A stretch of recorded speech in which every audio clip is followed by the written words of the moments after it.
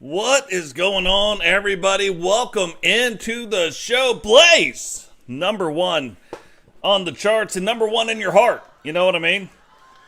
Tap in exclamation mark blazed with a D. And you will see how to get to Blaze's channel. What is going on, Prime Time? Welcome to the show. JW Caliber Wrestling tonight in kind of a special match as well, along with Johnny C. Should be an interesting one to see. Ross Freeman defending the Survival title belt here tonight. Frankie Two Fingers has to mess with his earphones to get them to work. You know what I mean? They can't just work. We have to mess around.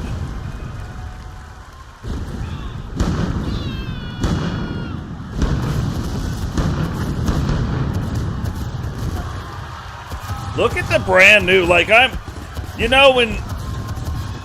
Diamond Santos first came, something about it I didn't like. Even what I did, I'm talking about what I did. I went through, still didn't like things. It was something about the tattoos, something about the face scan, something about the way it all went down. Didn't like it. Really, really like this new version of Diamond Santos.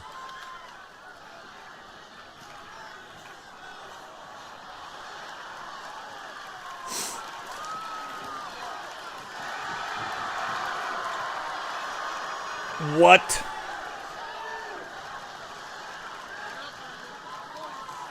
So, for those of you that don't know, patch 1.13 is out. It fixes a lot of things. What is this? Kelly Kidman coming out in her skivvies. And bald-headed. Doesn't even have a stitch of hair. Doesn't have anything whatsoever. Out here making a statement. Has a lot of pyro, though. So the pyro's still down.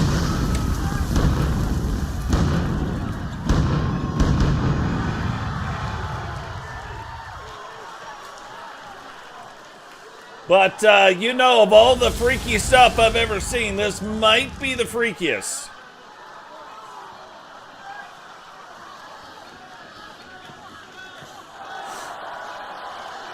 If you know, you know. You know what I mean? So what's funny is it fixed some things where, the people were disappearing, but Kelly Kidman's clothes disappeared there for a little bit, but finally back, dressed, ready to go. So, what I think just happened is Kelly Kidman does not have entrance attire. So possibly if the wrestler doesn't have entrance attire, if you left them blank, that might happen. We're going to find out as we move along through this freaky.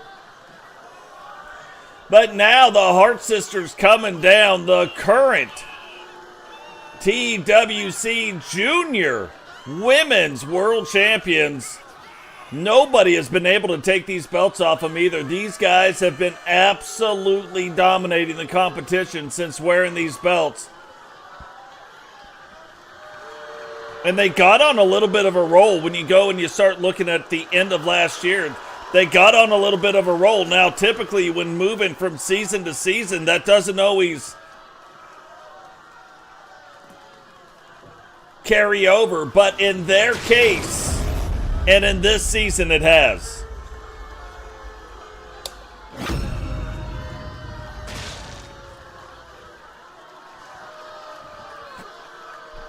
The following contest is a tag team match set for one fall and is for the Women's Intercontinental Junior Tag Team Championship. Introducing the challengers, Diamond Santos and Kelly Kidman. And their opponents, the Women's Intercontinental Junior Tag Team champions, Tiffany Hart and Lex E. Hart, the Hart Foundation. So yeah, that's a big thing, and so far it's worked. You know, it's funny, there was a funny glitch with that. They didn't say what it really did. Like, yeah, it didn't hold match cards, but not only did it not hold match cards if you had custom matches in there, it would blank your entire card. Like, if all of it was custom matches, like if that's all you had, you didn't have one regular match, it would blank the entire card and there was no way for you to fix it. So you had to skip that entire episode. So I've had to skip up to 2 weeks ahead. So the first thing I did was now I'll make sure there's always one regular match and one tag team match, and then whatever I want on the card, you know, custom match wise. Most of our matches at the end of the day, much like Blaze, they're custom matches. So I kind of have to put that in there now just so that there's that fail safe. It fixed some of the things that were going on with damages to moves. So one in particular, and they say it's only in my faction, but I can guarantee you it would have gone throughout the entire universe and probably all the way down into that move and through, even if you assigned it to a cause. So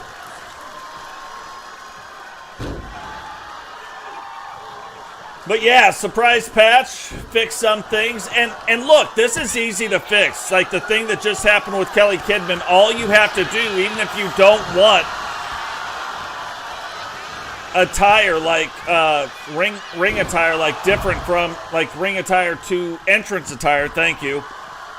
All you got to do is copy it over into the second spot. A lot of people do that already, I don't. So all I got to do, not a big deal, I'll go copy it over. But you can see right now, getting back into this match, the Hart Sisters trying to get things turned around. This is really one of the first times, if not the first time, seeing Kelly Kidman this season. You guys have seen her, pictures of her, but she hasn't been. Look at that! Lexi trying to block Kelly from getting in the ring altogether. That's a neat little thing. Jumping back right there. Kelly, though, right back in control of what is going on in the ring. So first time getting to see Kelly Kidman. And now she is teaming up with Diamond Santos. Now, what's funny, even though these two are in a championship match, I don't know that they're an official tag team as of yet. We have seen some other people go down this road. Diamond Santos probably getting a shot at the tag team titles and picking Kelly Kidman to come along for the ride. Yeah, I just think I think the thing has got to do with entrance.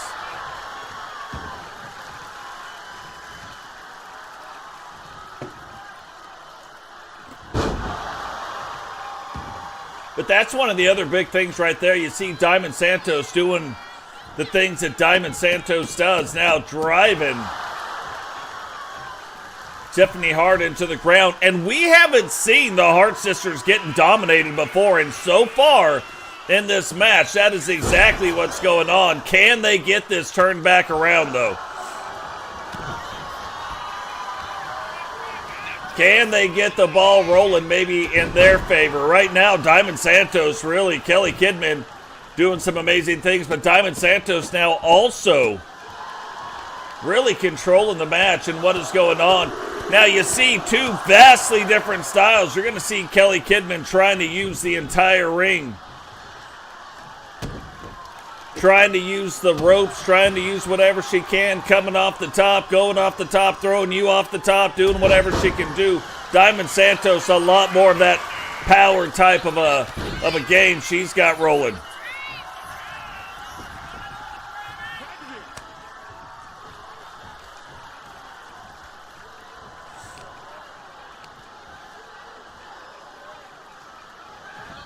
I haven't seen that yet, Frost. What is going on, Sentinel? Welcome to the show, brother. Guys, it is a Friday night. So sit back, relax, grab some popcorn. Most microwaves got that sensor now, you know what I mean? Where you can do the censored popcorn. I find you always got to add 20 seconds. I don't even care what it is. You always got to add 20 seconds to it. But you add 25 seconds, it starts to burn. I'm not going to tell you how I know so much about popcorn, but I might like it. You know what I mean? So Lexi getting kind of another round right here, getting back in control, and now bringing Tiffany in, trying to get Tiffany some momentum right here. Very smart on the Junior World Champions part.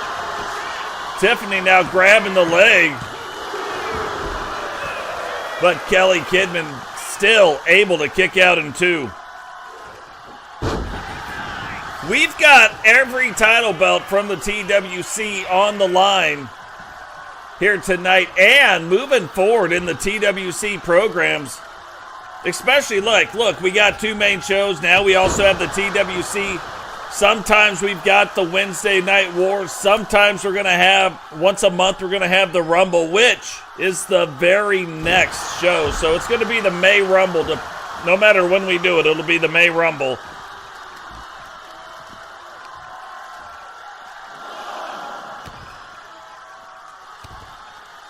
Nice.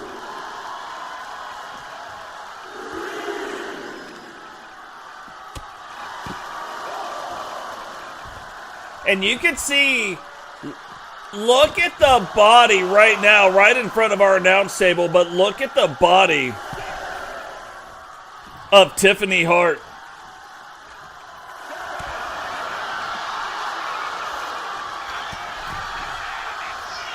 If you guys don't know what's going on, my monitors all went out.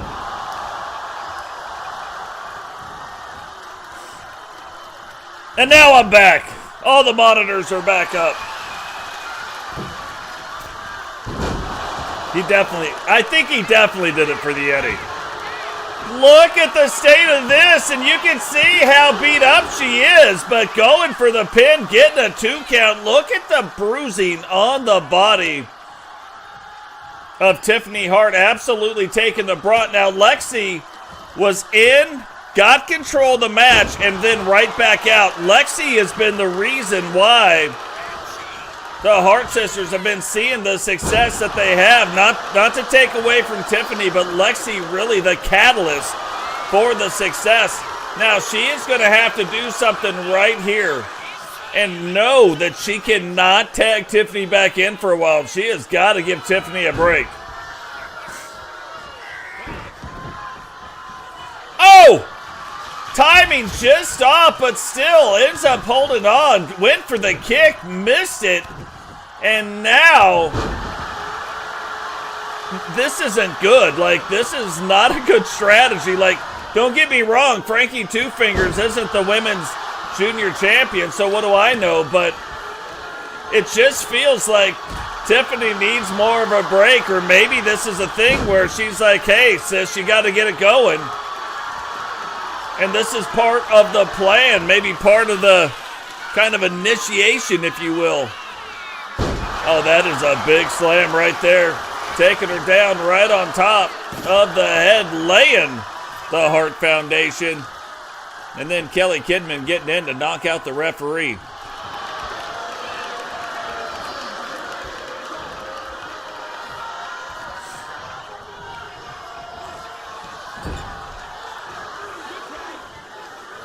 So I say, hey, that's not good things. And then look what ends up happening. Good things end up happening. Tiffany really kind of getting going again for herself. Lexi tagged back in.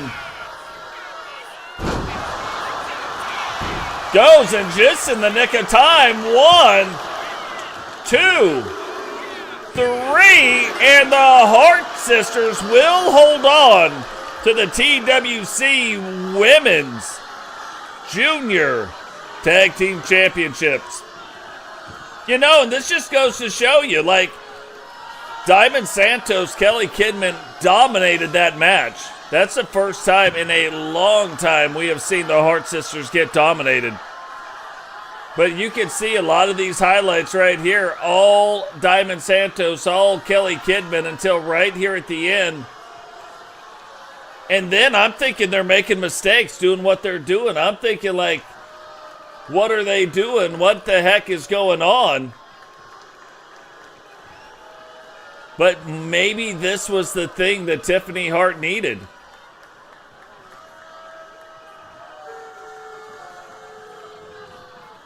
But Lexi getting in there and getting the pin. Winners and still Women's Intercontinental Junior Tag Team Champions, Lex E.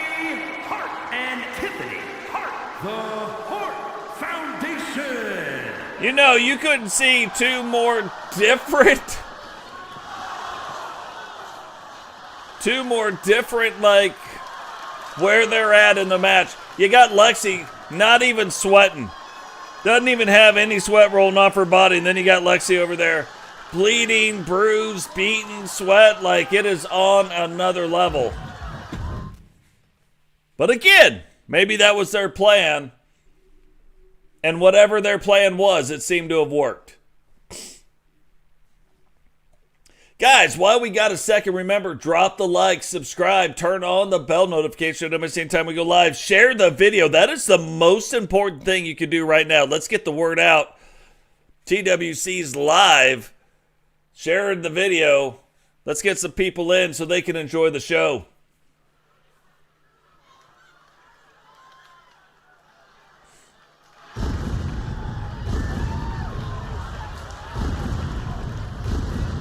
The following contest is scheduled for one fall. Making his way to the ring, representing the Wolfpack from Raleigh, North Carolina, weighing in at 274 pounds, Raymond Jones! Man, there's two guys in the universe when you look at them, and they're not, you know, the giant types, but you look at Blaze and you just look at the physique of Blaze, and you come and you look at Raymond Jones, you look at the physique. I'm just telling you, two guys I wouldn't want to meet in the back alleyway. I'd just hand over my wallet. I'd be like, yeah, okay, here, that's all I got. Take it. Here's the PIN number to my credit cards. You know what I mean? Like, I don't want no troubles.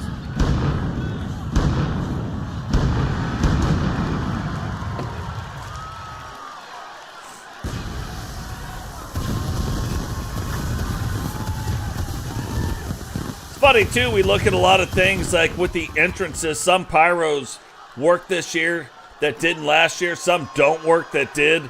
The lighting is, though, on another level. The lighting is the big deal. Oh, look at Jake. Jake the Snake. He's the same way. He's like, I saw what Kelly did. Didn't work for her, but maybe I can make it work for me. So Jake coming out, leaving the mohawk in the back for just a second, leaving his pants somewhere. Maybe, and you don't even know, maybe he caught up to Blaze. From Avalon, weighing in at 273 pounds, Jake. But maybe Jake, you know, caught up to Blaze in a dark alleyway, and he was like, here, take everything. Here's my mohawk. Like, I don't even have the words. I don't want no trouble.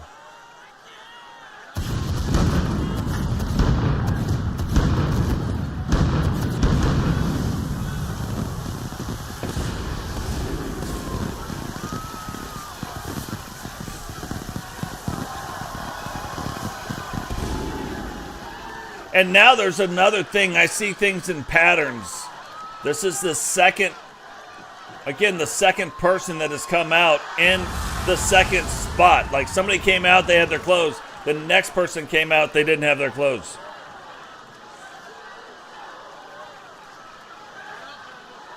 Could that be a thing? We'll find out today. Oh yeah, we will find out.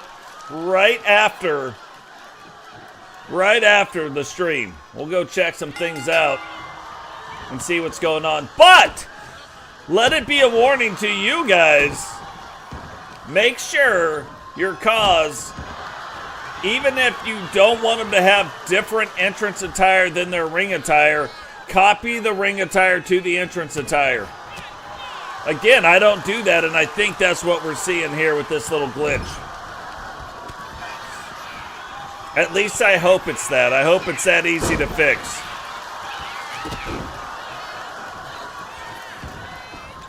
Now, we talked about Jake already. You know, Jake getting that world title shot, that junior world title shot at Drew Hawthorne. Drew Hawthorne will be defending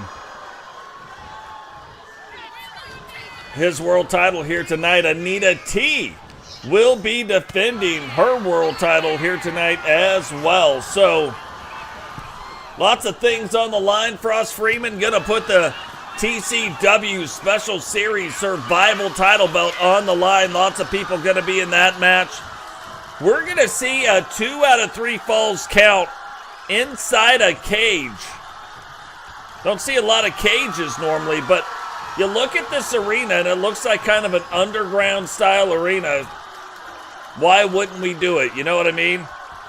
Give me a reason why we wouldn't do it, and I'll give you 10 why we are. Look at the 2 big men right here hooking it up. Oh! Jake pushes back Ray and says, hey, what's up? And Ray's like, yeah, don't try to pick me up, buddy. I had 2 pancakes this morning. You know what I mean? Now I'm putting a 3 on top, getting me a short stack here.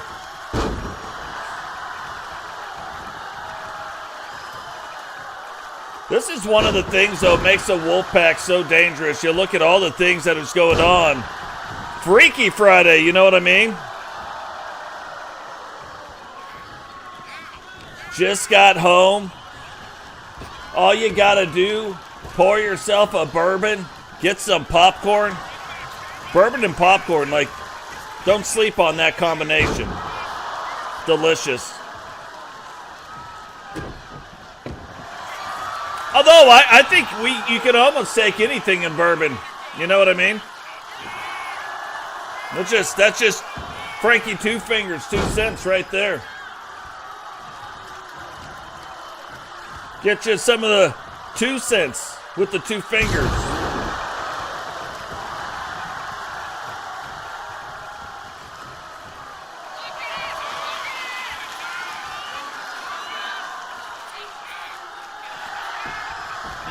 And look, a little slippity-doo-dah. You know, sometimes we got the flippity-doo-dah going on. Sometimes we got the slippity-doo-dah.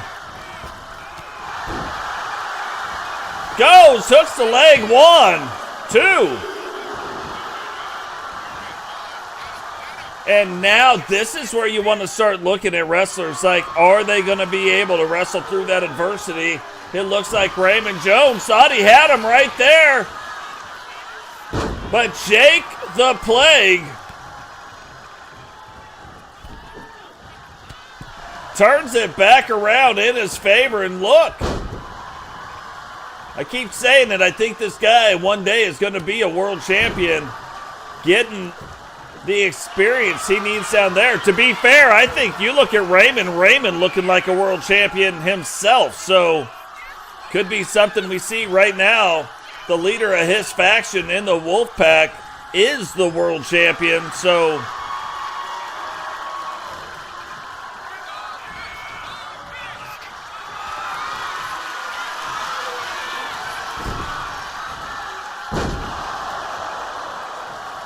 and that's the thing. You just keep looking at Jake, and Jake does it.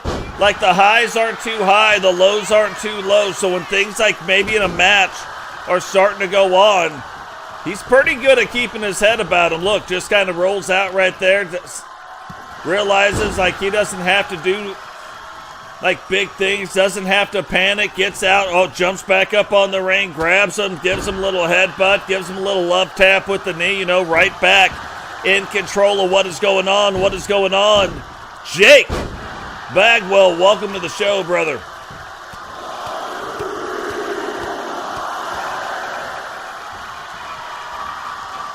Another Jake right now, kind of controlling what's going on here. And is he trying to end it? Oh, you look at 2 big men, and then you look at a reverse pile driver, a Texas-style pile driver, right onto the thing. And I don't even know how Raymond recovered from that so fast. See, Jake is like, hey, let's grab the leg. Let's grab the leg. Maybe whoa! Raymond, pissed off, gets back up, grabs both legs.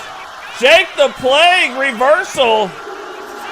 Oh, thought that was 3, but reverses it again. Both men on their feet. Raymond Jones, even though that punch split him open, just ate it up. Just gobble, gobble. You might have thought it was Thanksgiving the way he ate that up. Just took that punch and said nom, nom, nom, nom, nom, nom, nom, nom. And then turned the match around. Now trying to get in some reps. Trying to stay in top physical form. You know what I mean? Missed a couple reps in the gym, trying to get him back right now. And this, look at that. What do you think the name of that finisher should be? Well, I don't know. Jake's like, let me get up and think about it.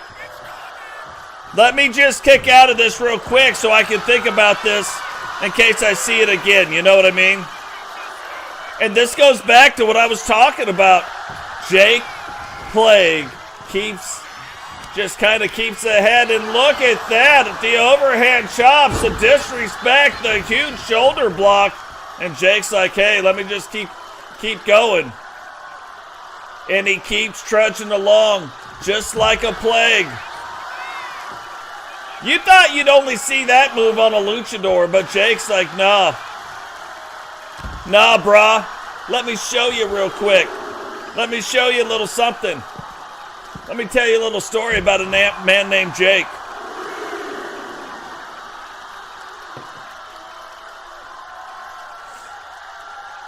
There ain't no telling in any of these matches if it's a 10 or a 20 count. I did a couple things, and now I don't know match to match what it is, but we're here, right? Patch 1.13. Live. No chance. Oh, he's letting you know. He says it is all over. You just got plagued. 1, 2. And no! Back and forth. These two go. Where will it stop? Nobody knows.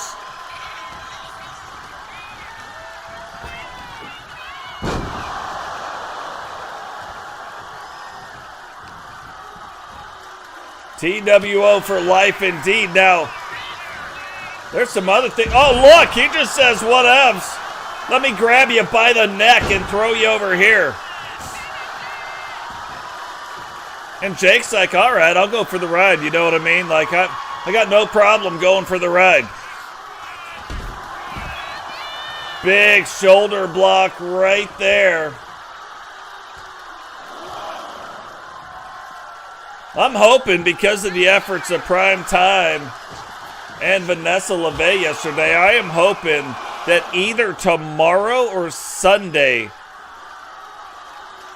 more than likely it'll have to be tomorrow if it happens, but I am hoping that we will be able to do a deep dive podcast into our universe and what has been going on. You guys will be able to ask whatever questions you want to ask, be able to say whatever you want to say, maybe even find a way to get a couple of you on. I don't know. We're going to be talking about all kinds of stuff, though. We're going to get the roster. We're going to dig into the roster and really look. We're going to explain how these shows work the way they work. Look at that.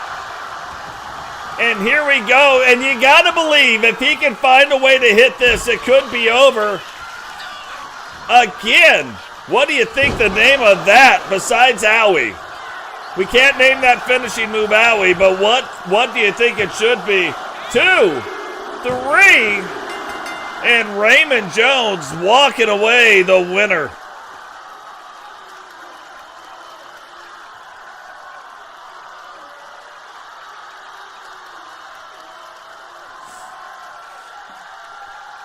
It's funny, right at the beginning of the thing, you know, Jake's trying to put his dominance out there, trying to show you what the price of tea in China is, doing this, doing that, but everything he did, like Jake just kind of keeping a level head, Jake just keeping it going, keeping the reversals happening.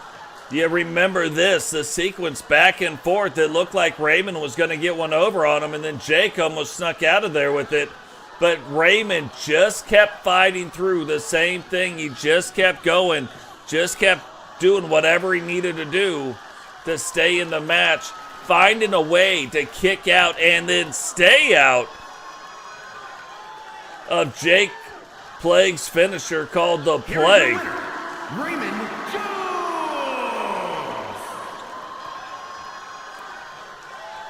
Oh, that is actually really good.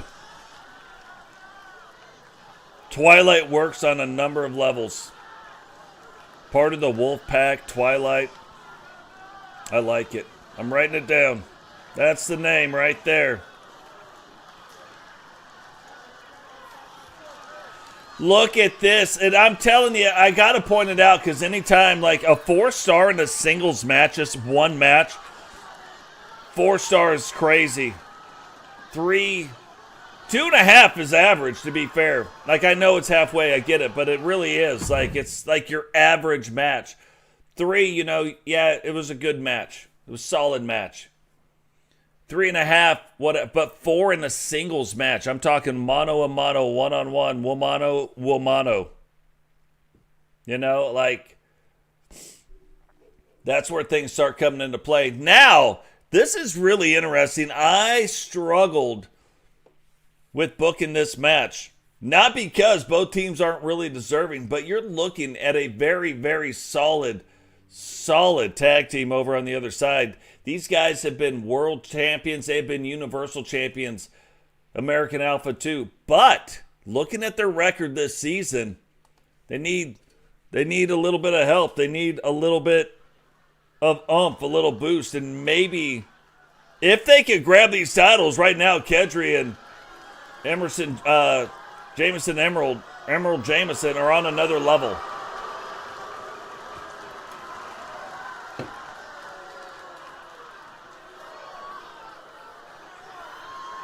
And it's not that these guys have been wrestling bad. They've been wrestling very well. It's just they've been coming up short. They haven't been getting the win. So, can they do it here tonight? And it makes sense. You look at that one, but I've got a finisher called the H-Bomb. Like, there's a female wrestler that has one called the H-Bomb, and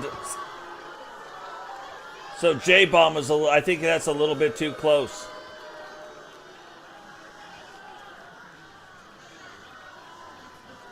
You guys pay attention, though, because, like, almost every tattoo I've had to go back and touch them again, you know what I mean? I've been going back, redoing face scans, going back, redoing all kinds of stuff. But finally, I think the game's in a really good place. Look at the state of the Irishman.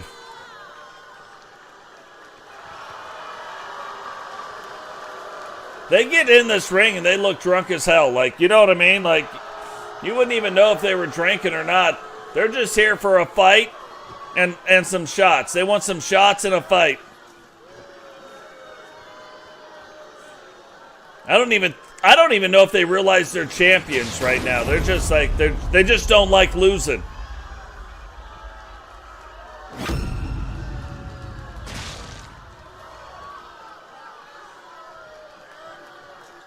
The following contest is a tag team match set for one fall and is for the Intercontinental Junior Tag Team Championship.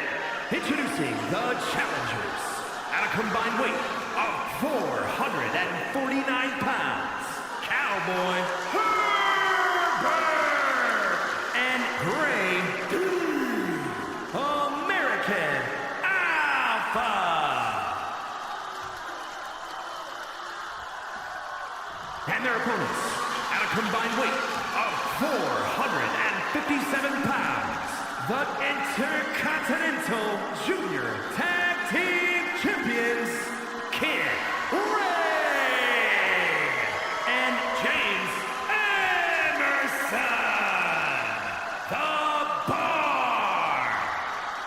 Yeah, and called the bar for a reason. I don't think they ever realized that they're out of the bar. They just assume they're still in it. Lucky Charms, I like it. But I'm telling you, there's a number of wrestlers, and we'll get into this in the deep dive, but there are a number of wrestlers this year I am so excited. So excited for. Kedry is one of those guys. Like, and yeah, he's been around for a while. I'm excited about the new guys too, but like, he's been around for a long time. And since season 1, I don't think we ever got it right. This version of Kedry, best Kedry there's ever been. There's some, and I'm going to be honest with you on the deep dive, there's some I don't like right now that I'm just really working to fix them. I don't know, one way or the other, I'm going to figure it out. I've tried it multiple times with a few of these wrestlers, and it's still not right. That's true. Right now, you look, I think, I looked at booking the Assassins in this match, but then the game booked Shawn Sanders against Sam Hacksaw for the Intercontinental title belt, and I was like, I like it. I like that match more than I would like this match, so yeah, I gotta find a way not to let that happen anymore.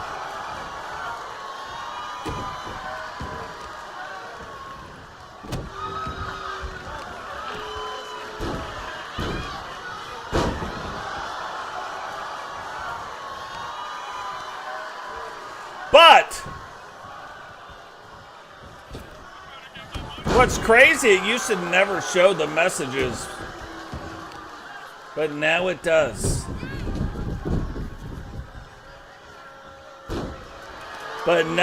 So, but the crazy thing about this is, you look at the Irishmen, and they have absolutely dominated. Now, we said that about the Hart Foundation too, but they have been dominating. After they beat the Assassins, that was a heck of a match.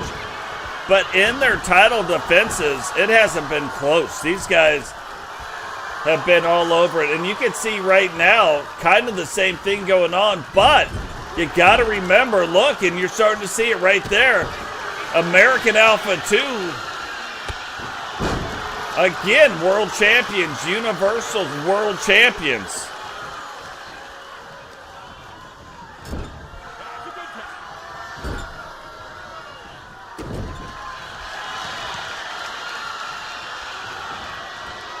So you look at what's going on, like they're dominating the match, but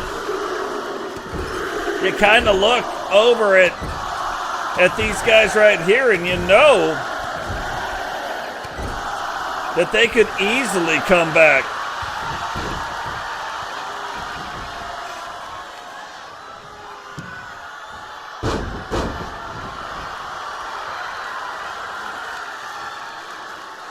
But they could easily come back and get stuff going. Sorry, I've got all these screens, and a couple of them are messing up right now, and I'm like, what is happening with these screens? Fixed and back in action. Back and better than ever. Grady trying to get back to his feet. Unable to do it. You can see Herbie reaching out and right back over into the double team section. And again, it just looks like bar fight moves that these two are pulling off. Oh, Grady getting it turned back around, but Kedry coming right back at him, and again, whips him over into that corner. Conducting a little business over on that side. Whips him back into his corner, and can these guys get some double teams going on? Oh, cowboy boot right to the face. A little cowboy Troy right there.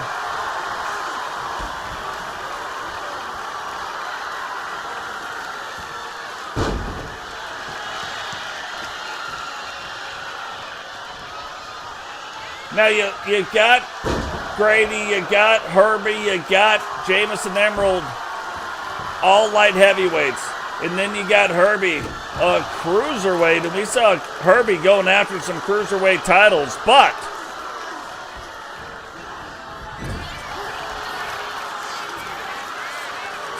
doesn't matter. Oh! Flipped him around. Then tried to crawl out of the ring, though Herbie not allowing that to happen, whipping him back over into the corner. And wisely right now, American Alpha 2 showing you, yeah, they were getting dominated in the beginning, but right now, using those double team moves, quick tags in and out, maintaining control of this match.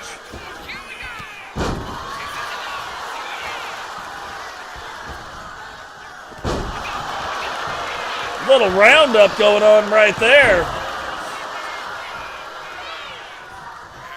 And look, the Cowboys ain't afraid of a bar fight either. Like, let's not get that twisted.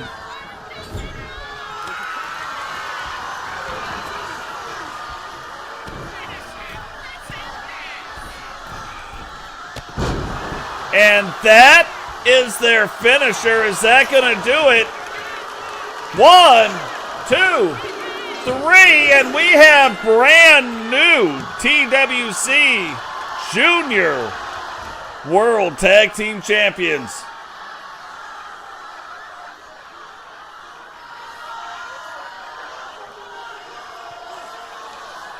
And it's funny, I kind of felt, in the beginning, I'm like, man, I can't believe they're not going to be able to do it. They're not going to be able to get things turned around, but then somewhere right around the middle of the match, they started turning things around. They started getting things going their way. They started with those quick tags in and out. And that is what turned the tides. And this goes back. But this goes back to how these guys, they are Universal World Champions.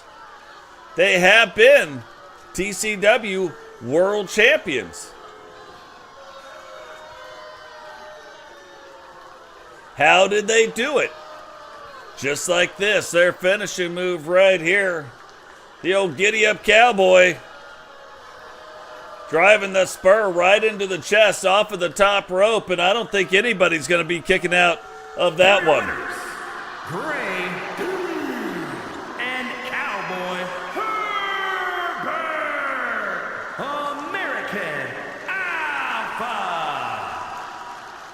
And look, if this doesn't prove that TWC Friday night is a legitimate show, like you look at the champions, again, you've got people who have won Universal Champions, World Champions, United States title belts, coming down, competing for the gold down here, trying to get a piece of what's going on down here. So big business happening, and big business getting ready to happen right now.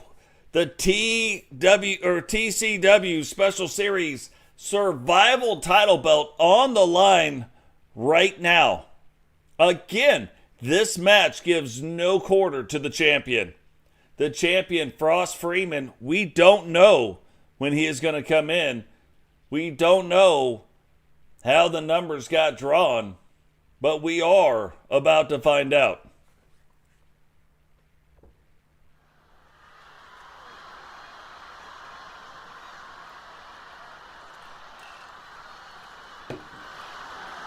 The following is an Elimination Chamber match. The rules of this match are as follows. 4 participants will be locked away in their respective pods. 2 superstars will start the match in the ring. The participants will be released into the match in random order. The only way to be eliminated is by pinfall or submission.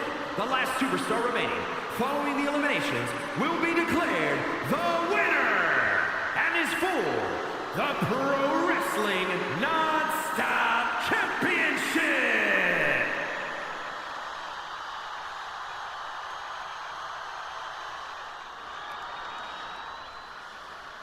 So you can see big business right here. The challenger from Battle Creek, Michigan, weighing in at 228 pounds, the Beast! Now, with the first 4 people walking out, the only thing that we know about the order from that point is that they're not number 1 or 2. We don't know how they're going to come out. The last two jumping in this match, jumping in the ring here tonight, will be the two that started out. But the first four, we have no idea how they're going to be released. But the Beast not going to be one of the first two starting this match out.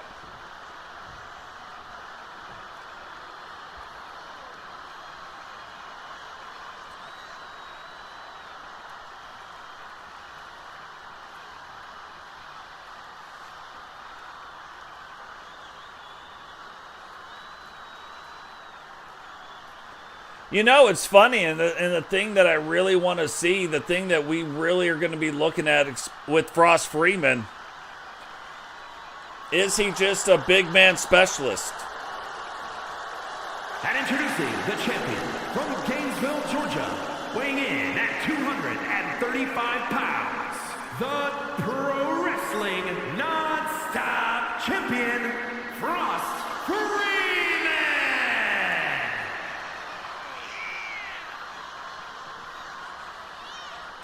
You know what I'm saying? Is he just that guy that can beat the big guys? Or is he that all-around wrestler that can beat everybody? We're going to find out in this match. I mean, there is one big guy in this match with Boom, but everybody else pretty normal size. Now we've seen him wrestle against, but one-on-one. One-on-one with guys his size or maybe smaller. Can he beat them?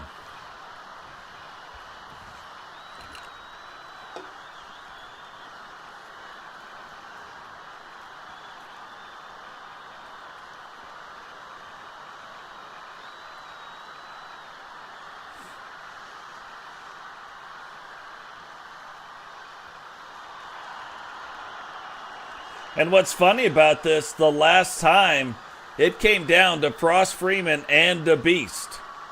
They were the last two standing in this match, Freeman coming out on top. And introducing the challenger from Grays, England, weighing in at 176 pounds, TJ Mitchell!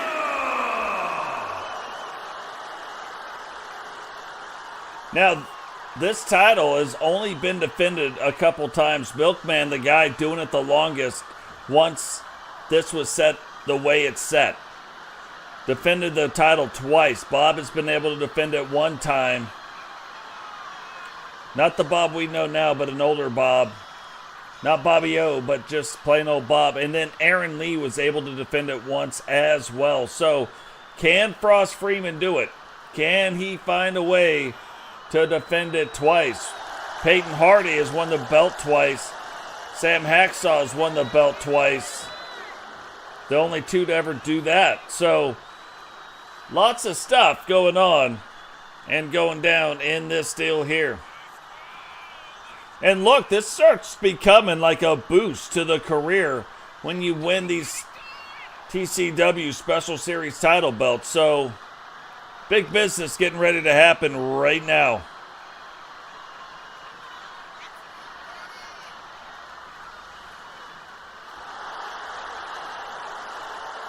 And introducing the challenger from Houston, Texas, weighing in at 228 pounds, Michael Morales! So crazy, but typically, not like, let's throw out the last match, but typically Miguel Morales very, very good in these multi-man matches where there's chaos going all over the ring. The Spanish God usually kind of steps up and does whatever. Got caught in a weird spot in that last match last night, but you can see ready to go tonight.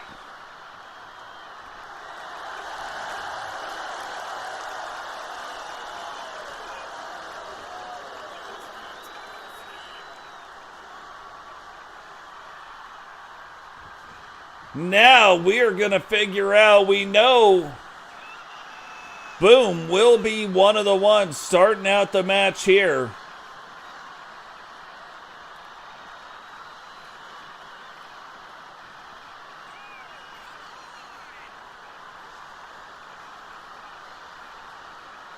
But we have seen people win it from position 1 and 2. So absolutely possible to do. Can it be done, though, here tonight? Will somebody tonight do it? And introducing the challenger from Cherry Hill, New Jersey, weighing in at 287 pounds, Boom! And Boom absolutely built for a match like this to start it out and then go the distance. Will he be able to do it? That's another question, but we are going to find out here in just a bit.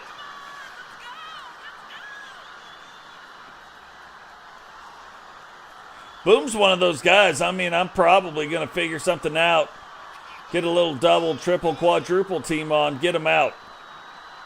Boom, the largest guy in this particular match, so...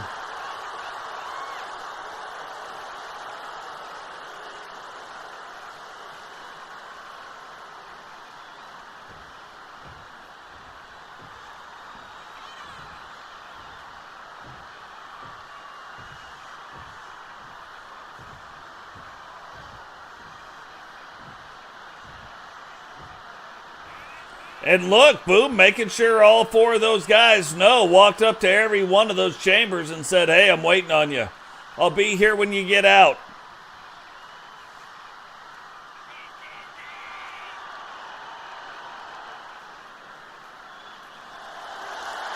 And introducing the challenger, representing the NWO from Boston, Massachusetts, weighing in at 205 pounds.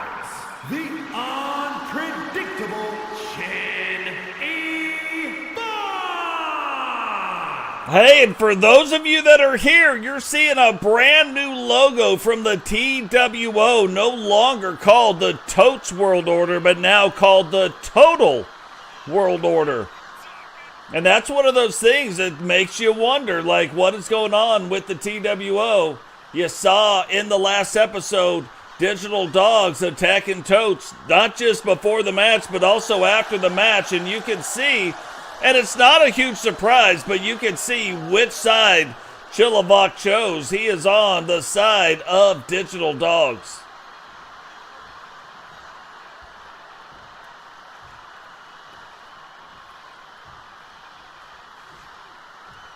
And that's the thing, too. You know, we know that Chilliwack has got some new moves going on. We know that Miguel has got some new moves. Will they be able to get into the match and showcase them long enough? You know what I mean? For them to start taking effect, starting to take kind of hold, starting to make some inroads and some end grounds. Look at that. Chilliwack going right after Boom, but unable to knock him down, but finally get him on the ground. Thanks, Primetime. I really appreciate that, brother. Means a lot. Means a lot to the channel as well.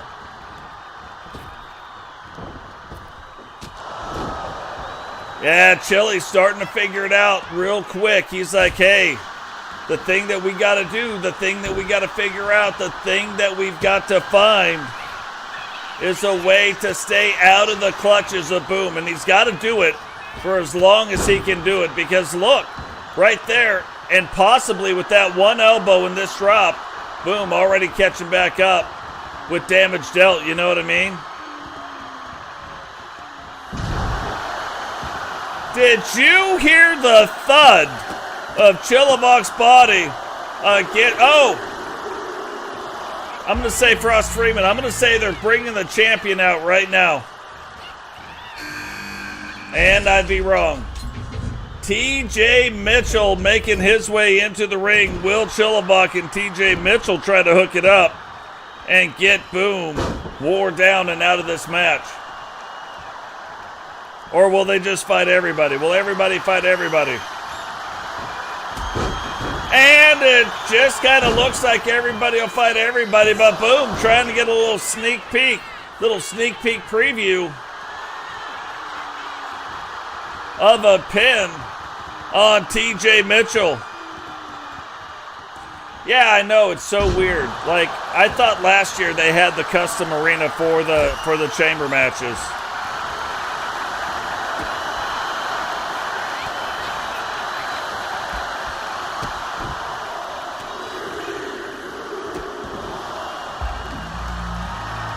All right, I am going to say the Beast. And I'd be wrong again. But now the champ, Frost Freeman, in the ring, coming in at number 4. Really not getting a lot of an advantage right there. Nobody out of this match. Everybody's still in it.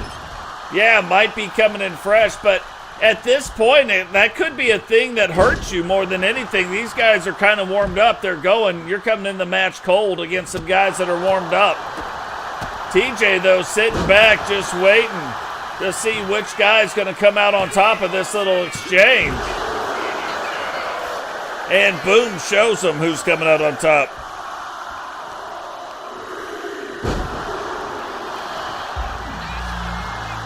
All right, now I'm saying Miguel Morales. Oh, finally got one right. It's been a while. 3 doors down, it's been a while since I got one right.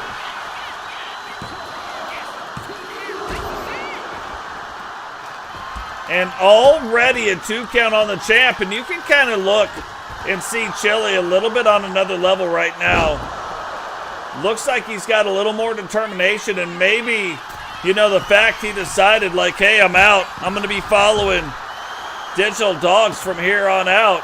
Maybe that kind of direction. Maybe he doesn't feel like he's buried in this alliance anymore, knowing that, like, his tag team partner is the one leading things. So maybe he's got a little more pep in his step. You know what I'm saying?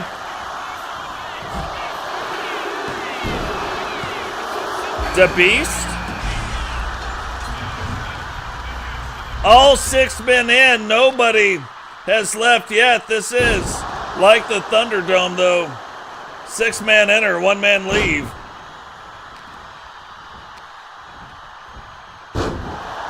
Oh, that's a big, like, you know, we talked about maybe Chili having a little motivation. Frost Freeman with that title belt around his waist seems to be having his own motivation right now.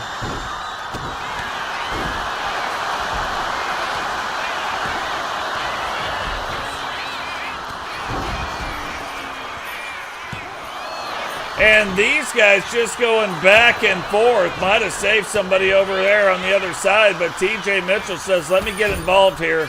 Frost says, no thank you. TJ says, yeah, I'm going to do it anyway.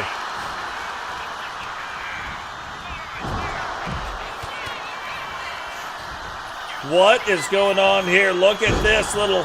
Oh, thought it was going to be a neck stretcher, but instead jumping over... Driving the old Scunion into the ground. The referee counting a little bit slower. Look, TJ's like, what are you doing, ref?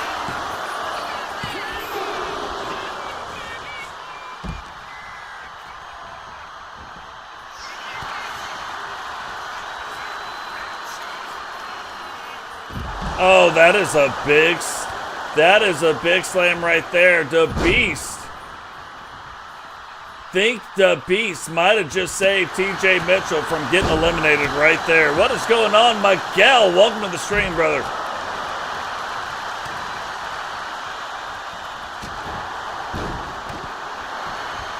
Yeah, it is funny. I don't think they have the advantage. Oh, look at this. The Beast goes, hooks the leg. Oh, where is TJ Mitchell going? Right on top of Miguel, and now you look at Chilivok. Chilivok goes down, and I don't think he realized what was happening, but ends up breaking up the pin on Miguel Morales from TJ Mitchell. And look, Frost is the champ. Smart business right there, just sitting outside the ring, letting these yahoos do what they do. And Frost Freeman goes over taking advantage of TJ Mitchell, and I don't think Miguel realized it, or he just wants to get at him. Frost rolling up the leg. And a 2 count. Oh, Boom might have just got split open. He did. You can see the blood coming down the right side of his face. Chilliwack and the champ getting back after it. And look, we talk about this every time in the chamber match. Being outside in a chamber match is not like being outside. There's that thin rubber whatever. There's no thin anything. You are steel on steel. It is bone on steel outside of that cage.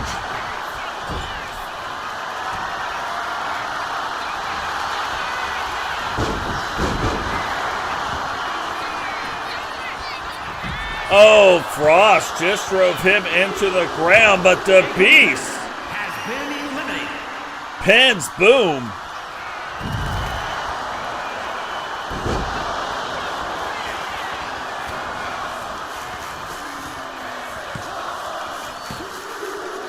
Miguel Has been eliminated.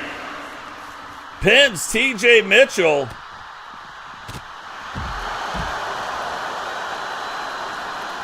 And then there were 4.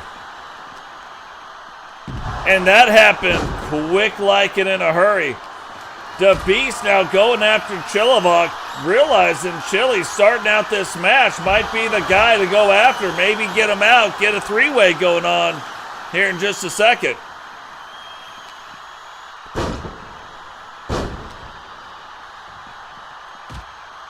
And somehow it always seems like Chilliwack and Cross Freeman are the ones hooking it up.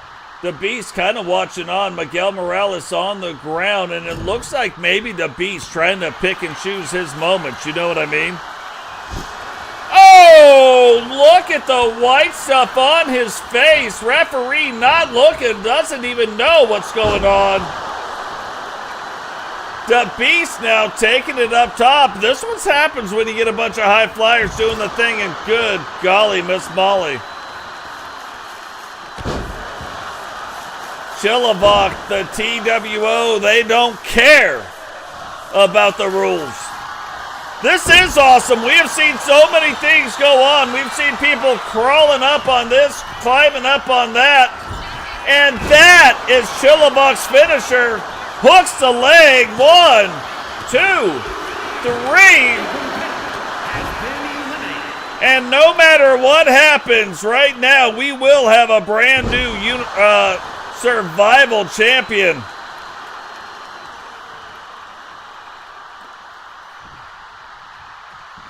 Miguel on the ground, the Beast on the ground. Miguel, look, Miguel's like, let me pick and choose, but the Beast sees him coming. Pump handle. Right there, that'd be enough for me. Like, you pump handle, you make me rack myself. No, thank you. I'm done. You make me hit my own peaches, like I'm not playing that game.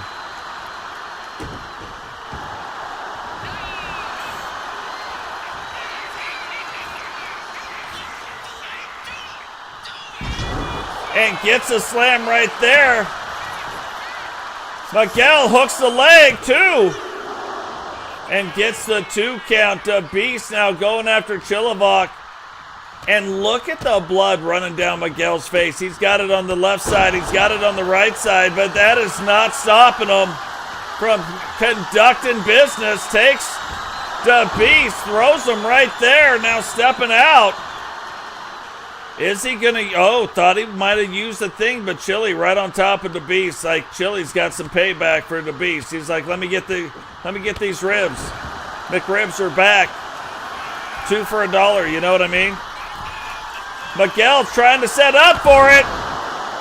But what is crazy is Chilliwack just hit the Beast with his finisher. And somehow the Beast kicks out of that, but Miguel's got one lined up. You got to watch out. Miguel can hit you with it at any time. Puts him there, and the Beast, ever the opportunist. Oh, the Beast thought he was going to be setting up for something. Chili said, no, you're not today. Miguel said, thanks, bro. Let me go ahead and get that face for you. Right in the mat. Now Miguel setting up for it, and you got to believe if he can get this in, it might be all over but the crying for Chili. Gets him. Oh, the Beast almost saved him. And somehow Chilliwack kicks out, but the Beast right there jacking up the waterworks. Right now, if I was Miguel and I was Chilliwack, I'd be trying to get the Beast out. I'd be like, this guy won't let me do my thing and keeps costing me the match. But the more they try to get him out, too, the more they're at risk of losing. And look at the power in which the Beast kicks out. Remember, the last match just came down to the Beast and Frost Freeman. Frost ended up getting the win, but now Beast getting a pin on Miguel Morales, and now it comes down to the first guy that entered into and the last guy. So number 1 versus number 6 at this point.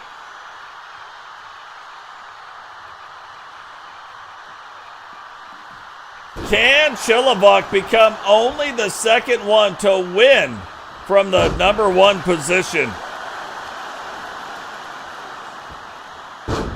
I don't even know.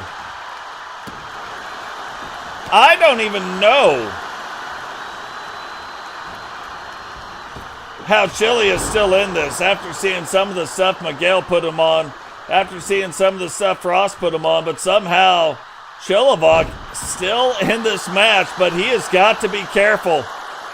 The Beast getting back to his feet, turning it around, and again, this might be it right here. Chili trying to get back to his feet, trying to stay out of it, but the Beast putting him up against the ropes. Chili fighting back.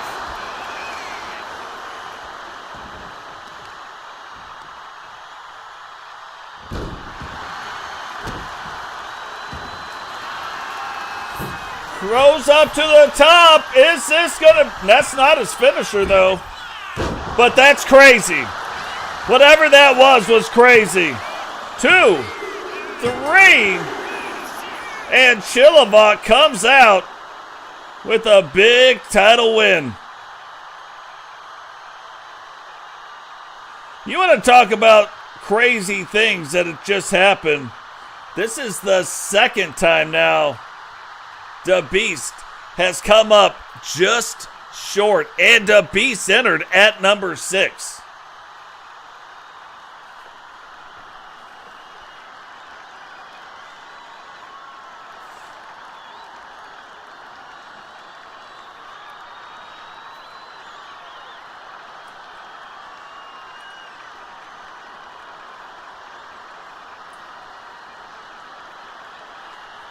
What's going on, Herbie? Welcome to the stream.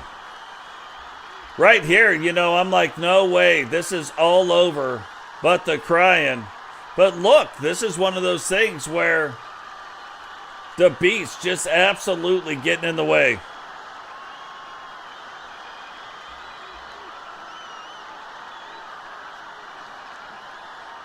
Here is your winner, and new Pro Wrestling Non-Stop Champion, the unpredictable Chilliwack coming out on top, finding a way to do it. First one since McWayne to win from that number 1 position in this match. So congrats going out to Chilliwack, and showing it off right there, the new symbol of the Total World Order. You wonder which guys are going to pick which sides, or is Totes even going to have a side? Like, we don't even know. Digital right now, though, making the play, changing the name to the Total World Order. People absolutely following, so something we definitely got to watch out for. Now, Sean Sanders getting a shot at Sam Hacksaw for the Intercontinental title belt. But remember this. Sam Hacksaw's injured. What's going on, Sam? Welcome to the stream, brother. Sam Hacksaw is injured. Minor injury, still cleared to wrestle. The following is scheduled for one fall and is for the Intercontinental Junior I think the problem was, Miguel, when you got in the ring, you stayed on the outside part of the ring for a long time. There's a lot of damage that gets dealt out there. Like, people were getting in and out. You pretty much stayed on the outside. I think that ended up wearing you down a little bit faster, but be interesting to go back, like, rewatch the match. You know what I mean?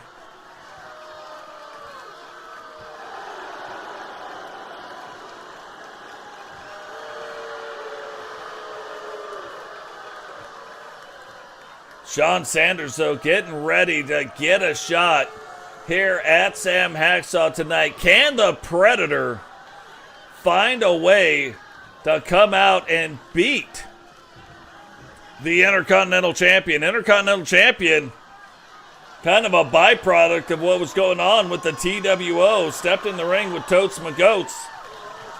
Didn't go down the way he probably hoped, but it also didn't go down the way Totes had hoped it would go down. Digital Dogs coming out attacking Totes. Really, like, laying it to him. They had to have security come out, break it up. Totes said, no, we're going to keep going on. Totes ends up winning the match. But Dogs comes out right after the match, and again, they're going at it. Probably were going at it in the back as they went off the air. So, like, who knows what is going on with that. Then, too, you know, we look at the other side of it. We saw Rowdy coming out with the Horsemen. So is Rowdy still leading the corporate syndicate? Did that break up? Like, what is going on with that? Like, lots of things. Like, in that last episode, if you happen to miss the last episode, you might want to go back, pop some popcorn, break out the bourbon, and watch and see what was going on. Lots of story stuff happening in that last episode.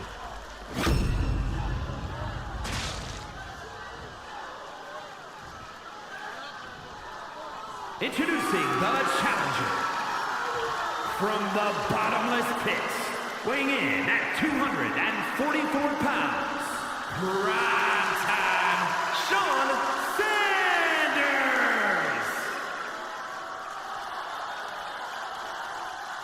And his opponent from Tampa, Florida, weighing in at 228 pounds, the Intercontinental Junior Champion, Sam Hacksaw.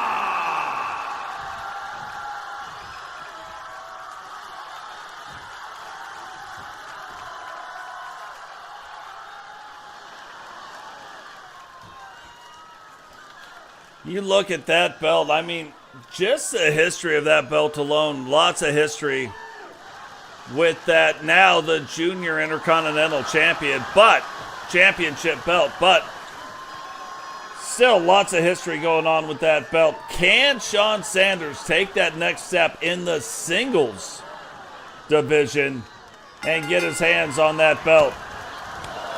Probably not if Sam Hacksaw has anything to say, but Shawn Sanders has his own things to say. And these guys coming in the league right at the same time. And it was funny, you had a Sam Hacksaw and a Sam Shaw, one becoming Sammy Shaw, now going back to the original name of Shawn Sanders.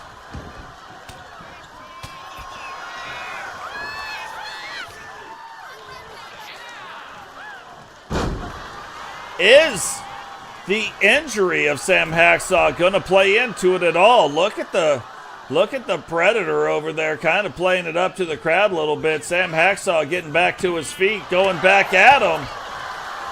And really, Hacksaw's got to find a way to stay in control of this match, really kind of manage his injury inside that ring. And that is certainly not going to help.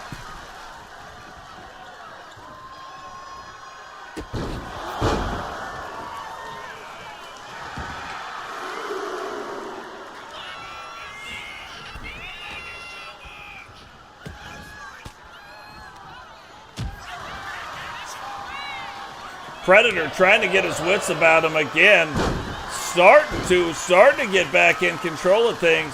And again, look, this is kind of a thing where you start looking at stuff and start realizing that when you are a part of a tag team and a championship tag team, you have to wrestle. Like, wrestling in a tag team and wrestling in singles doesn't work out. It's funny when you watch, there are guys like Totes. Totes almost doesn't even know what he's doing inside of a tag team. You watch him in a tag team match, and he is typically not doing the same things he does like he does it in a singles match. So, and it's more than just him. There are others that are the same exact way. And then you see guys like Draven and Prime Time where they wrestle, they're good to go. Milkman and SC Jumpman, they're good to go. Cecil Davis, Kempy Watson, good to go. Like, in tag team, they know exactly what they're doing. Not so much in the singles. So, is Sean Sanders going to be able to start getting in, start dialing it in a little bit better in the singles matches? And can he do it right now? Like, he needs to do it right now. Try to get his hands on that title belt. So far, Hacksaw doing the things that he needs to do to keep the title, but Rosquetios, oh! And right now, I think Armando, the manager of the Assassins, kind of jacking up Prime Time. Like, not meaning to, but I think it's just more distracting to Prime Time than it's not. You know what I'm saying?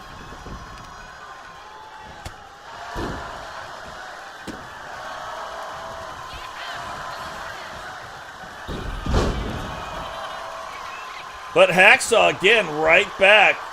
Hacksaw not distracted. And Hacksaw is used to fighting against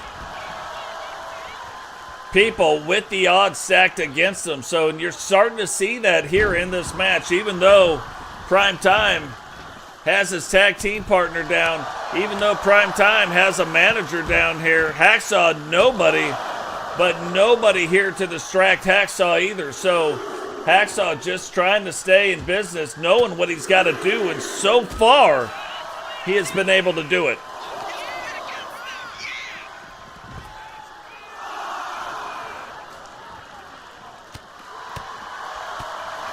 Now, I've always got to say it, but remember, the title belt cannot change hands. Sure, you can win the match, but the title belt will not change hands on a countout.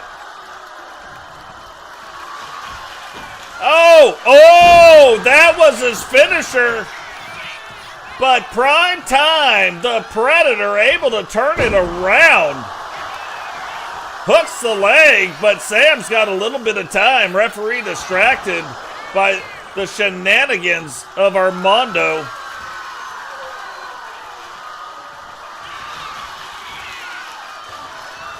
And Rotro SpaghettiOs, that's his finisher. 1, 2. Oh, you didn't know? Almost a 3 count right there. Hacksaw trying to get back up, ducks. But can he turn it around? Can he hit the Predator with something that'll put him out of this match? Right now, it has been all Hacksaw, but right there at the end, the Predator almost put it on him.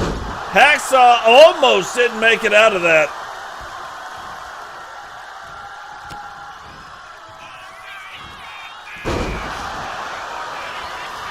Now goes, hooks the leg. 1, 2. And the Predator able to kick out in 2. And this is his finisher. Did he just retain the title? 2, 3, and Hacksaw, even with the injury, retains the TWC Junior Intercontinental Championship.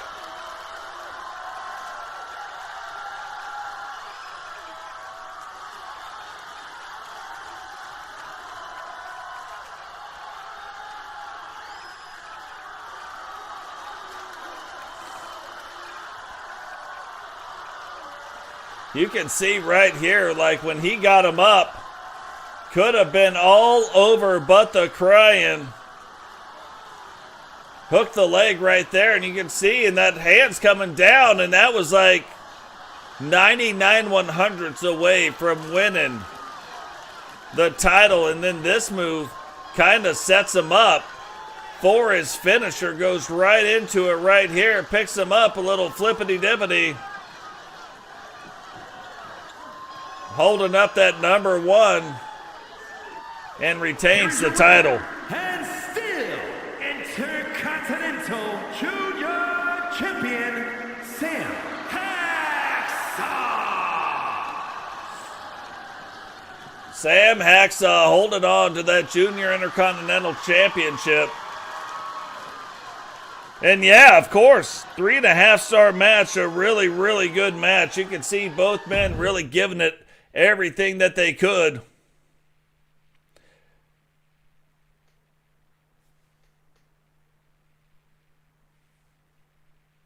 But now we are getting in to some serious business. We're going to see Yuri Walker and Olakron going after it. And then the last 2 out of 3 matches are going to be for the world title. And one of them, the third match, will be a steel cage match. 2 out of 3 falls. Be crazy.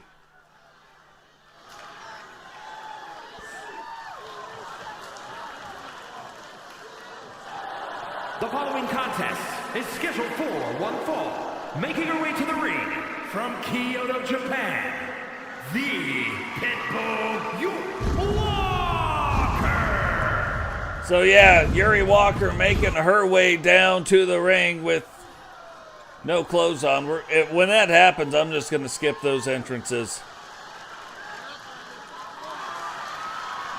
And Olakron making her way down to the ring as well. What is going on, Rebecca? Welcome to the show.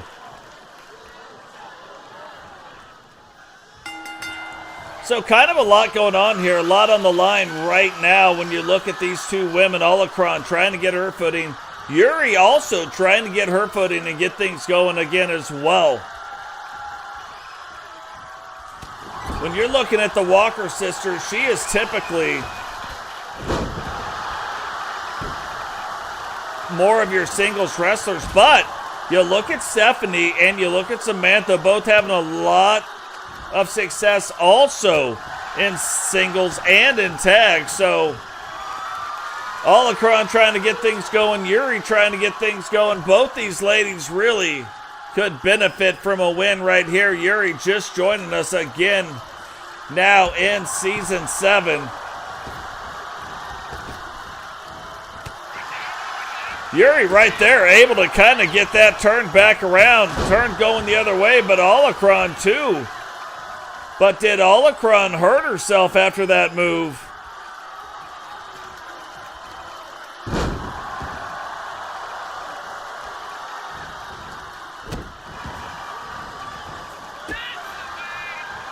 And we've seen a lot of things coming out, like, of Olakron. Things that have been going downtown.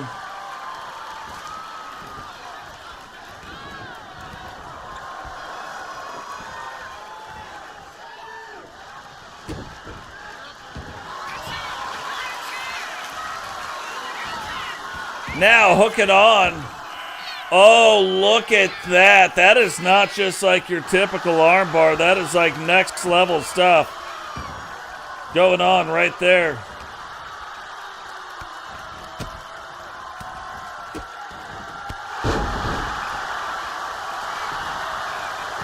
Goes, hooks the leg, but not even a 1 count. And the more interesting thing about this match is both of these women, very similar size, very similar style of match. Very similar style of match, but very similar style of wrestling. Yeah, it's not the female entrances. It's just I don't have entrance attire, and so it's defaulting to no attire then. So all you got to do is copy the ring attire over to the entrance attire, and it'll solve the problem. So we'll do that after the show.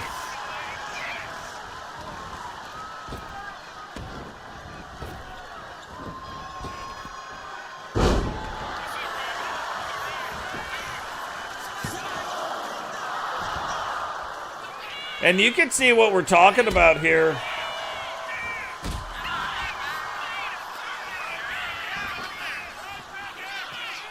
But you can see what we're talking about, where it's very similar the way these two wrestle. So, you know, it's like one might be one step ahead of the other, or the other might be a step ahead of the other one.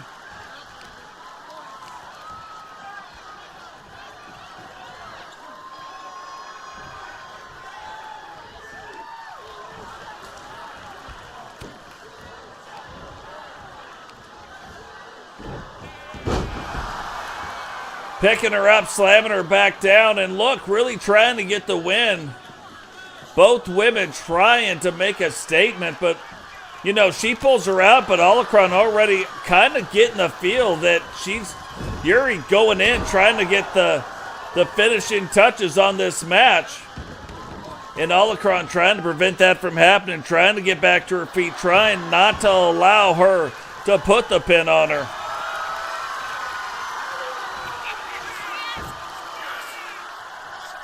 Oh, reverse figure four right there. That's a little owie, says me. Not quite a...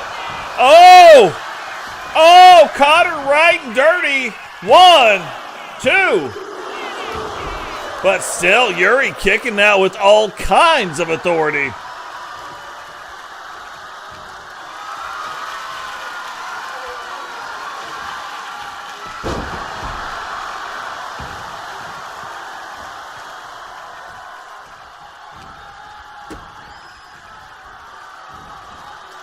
Oh, little flippity-dood top of the power bomb to you. And now, oh, thought she was going to take it up top, but instead, big forearm right across the jaw. Is that going to do it? 2. Of course that isn't going to do it.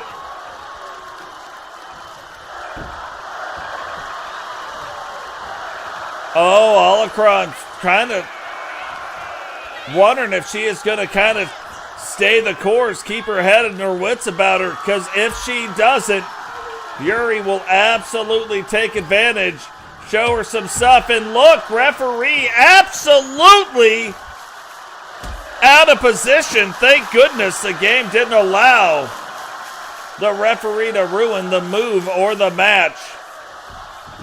Holocron getting Yuri back in the ring again. Looking like she's starting to get fired up. Is Yuri kind of baiting her, though? And this is what I thought she was doing before.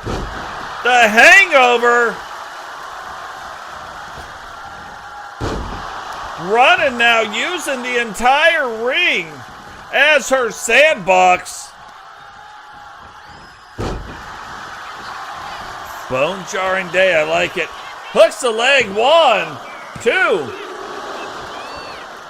And Yuri kicks out again, and look, kicks out with authority, but I'm starting to wonder if that authority isn't waning just a little bit. And I don't mean just in Yuri, I mean in both of these women.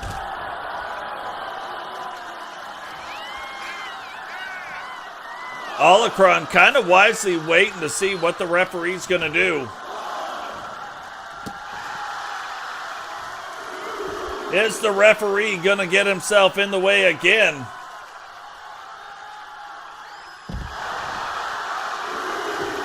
Now, we have seen 2 champions retain their title belts.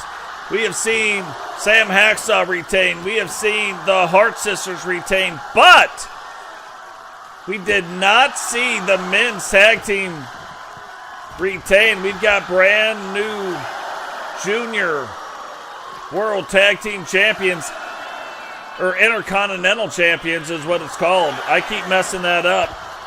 But the Junior Intercontinental Tag Team title belts. And again, like, you can win this match. You can absolutely win the match on a countout.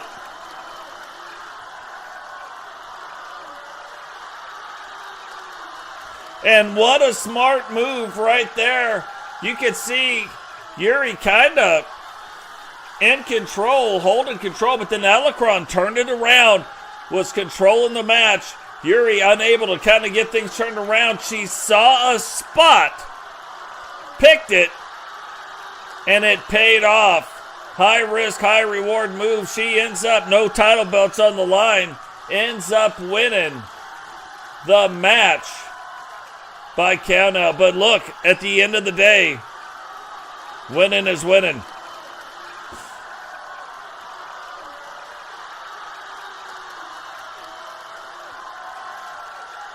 And look, it's that one mistake right there.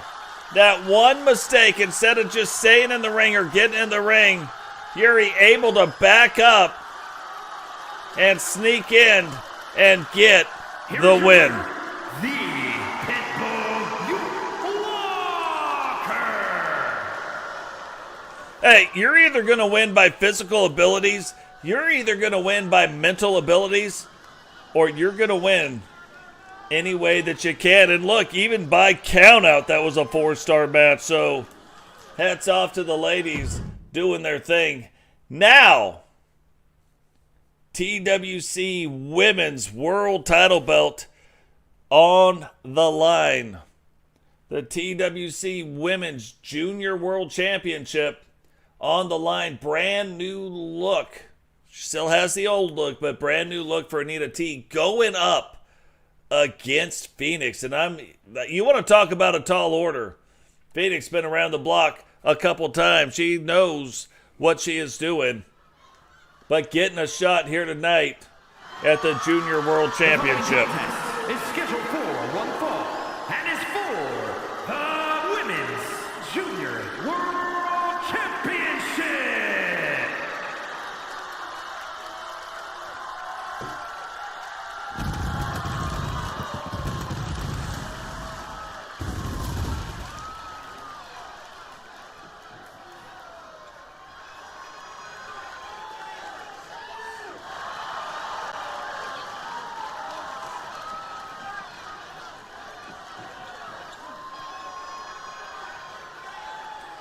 Phoenix making her way down to the ring. And I think she does this on purpose. You would look at her and she's like, oh, couldn't care less. Like, she's just making her way down, like nonchalant, like, hey, whatevs. Another wrestling match. But I think she does this to start to lull her competition to sleep. They're like, oh, she's not going to take me seriously. I'm going to go out there and show her some things. They try a little bit too hard. She takes advantage of them. Very smart wrestler. And then comes away with the victory. So you can't buy in to all the hype. You can buy into some of the fire that's going on and going around and doing the things. But don't buy into the hype that somehow maybe she's sleeping on Anita T. She has proven time and time again she does not sleep on anybody.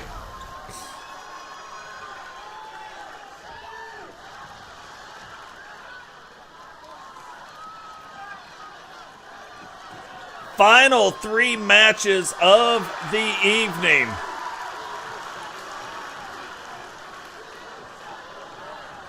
And look, Anita only bringing 2 of the belts down. She actually holds 3 title belts. Because not only is she the TCW Women's World Tag Team Champion, she is also the TCW Special Series 8-Woman Tag Team Title Champion and the TWC Women's Junior World Champion. So Anita T out collecting belts this year of her own.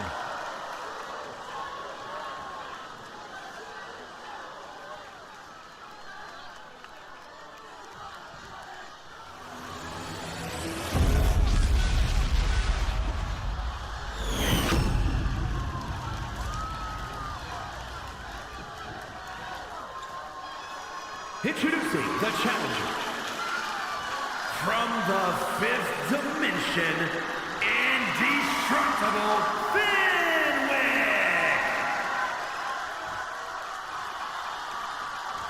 And her opponent from Osaka, Japan, the Women's Junior World Champion and one half of the Women's World Tag Team Champions, the Destroyer, Antista T.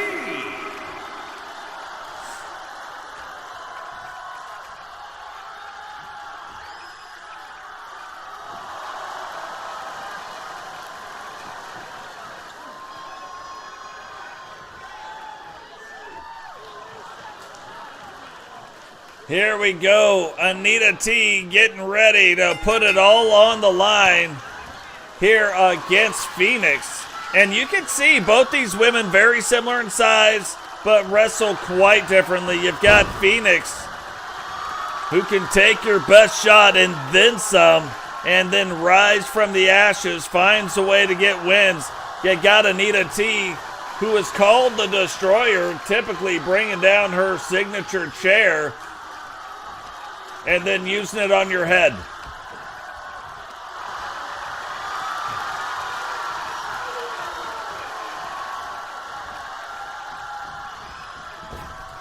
Finally, right there, Phoenix able to break that hold.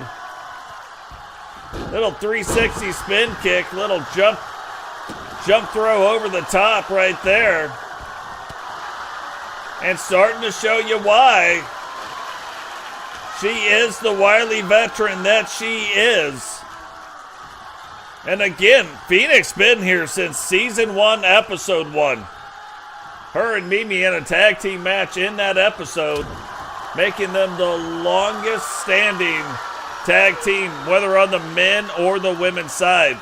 We have a couple other tag teams that came in episode 4, episode 8, but they were here episode 1. Season 1.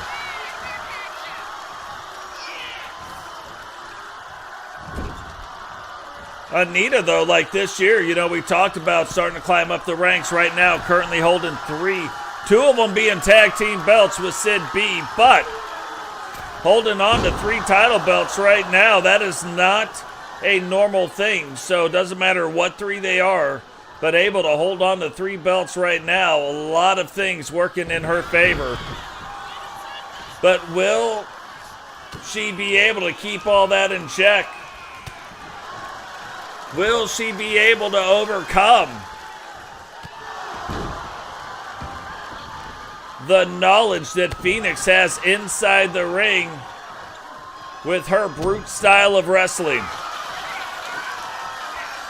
And look, we talk about brute style. There it is right there. Little underhook under the chin, wrenching back on the back of Phoenix.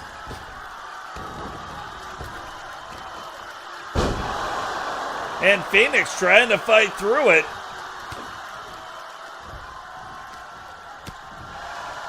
She has got some technical moves of her own. Now setting up for it, trying to go for the win. Can she get it? No! Jawbreaker. And that's one of the risks when using Phoenix's finishing move, because she has to put her head down so she doesn't see if her opponent is turning around. And oh, double throat punch right there. Now going after the top of the head. Goes, hooks the leg. 1, 2. And only a 2 count, but the Destroyer starting to get a little bit fired up, getting Phoenix back out to the center of the ring. Phoenix, though, still fighting through it. Gets her up, picks her up, slams her down on the ground. Thought she might have been trying to go to that top rope, maybe. We have seen Phoenix do that quite a bit in the past. And here it is. This might be all over, but the crying hits her with the Destroyer. 1, 2, 3, and Anita T will retain the TWC Women's Junior World Championship.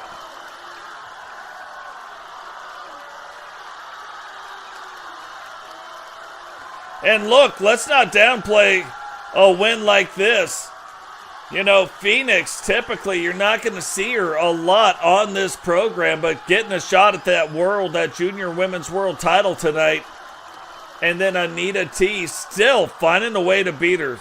Absolutely amazing.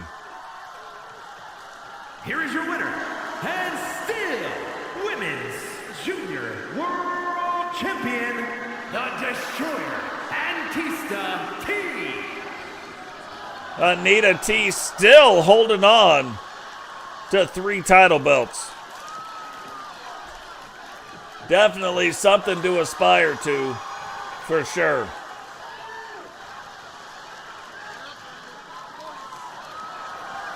And now we are about to see a match that will be predicated on an entire pay-per-view. We are going to have a pay-per-view called Rage in the Cage, that every single match will be in a steel cage. Every single one. So, getting a little preview of what that could look like here tonight. JW Caliber will be facing off against Johnny C. 2 out of 3 falls inside the cage. Escaping the cage doesn't matter. You can escape all you want. Actually, you can't. But it's still not going to matter. You got to put down a pinfall, you got to put down a submission, and you got to do it twice before your opponent does it twice.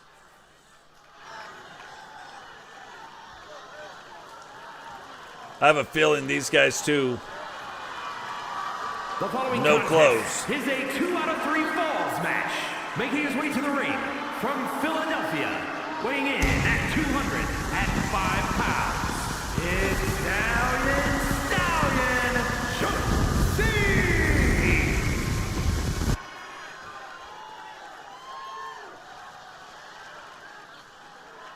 Old Johnny C coming out looking crazy. Got his clothes on now, so that's good.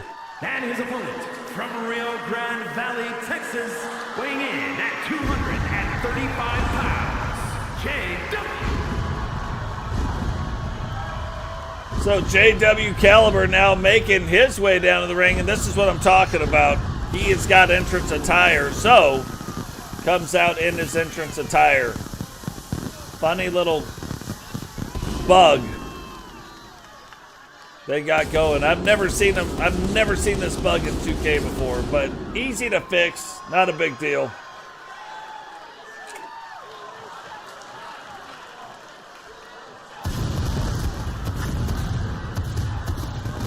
But the Outlaw getting ready to have this cage come down, and there will be no escaping. These 2 guys will be facing off inside the steel cage. 2 out of 3 falls count. Should be a good one.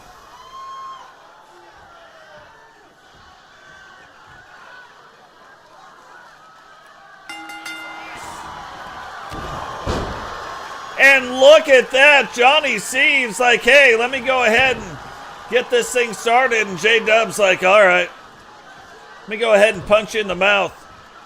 That goes back to the thing, you know, everybody's got a plan until you get punched in the mouth. Now, what do you do? What do you do with a plan now? Guys, last 2 matches of the evening. In the main event, Logan will be taking on Drew Hawthorne for the TWC World Championship. Drew has never lost this match and has beat Logan without the title belt on the line. Or Logan has beat Drew without the title belt on the line. Will that change tonight? Will we have a brand new champion for the first time ever in the TWC? And you know, these 2 guys right now wanting to prove that in a one-on-one match that they've got the moves, that they've got the grooves to get things done and maybe start climbing up into title contention for the Junior Intercontinental title belt. Right now, J-Dub on another level.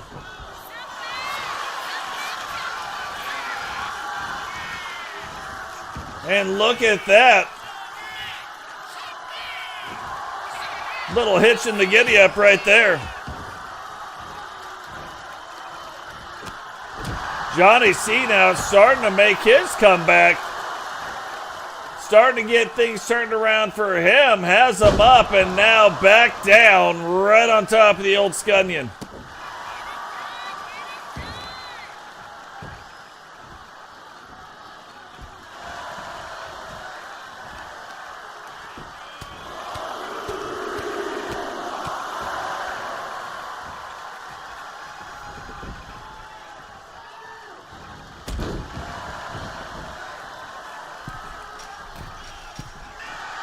And look, telling him to get up. JW starting to get up. Johnny turning it around. Tried to go for something. Don't even know what he was going for. Missed it, but then right back on top. Able to recover quickly. And a big clothesline coming down from the downtown. You know what I mean?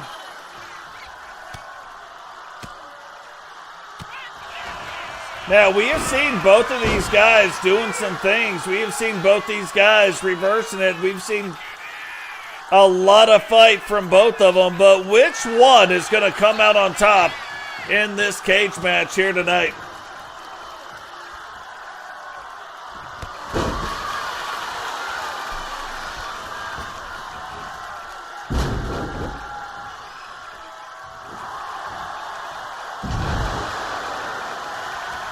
Johnny C now hooking the leg. One.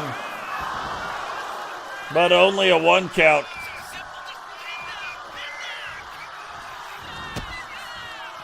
Oh, little pump handle action going on right here. And oh, right on top of the old melon. Johnny C setting up for it. Is he going to be able to hit it? What in the world is that? That is on another level.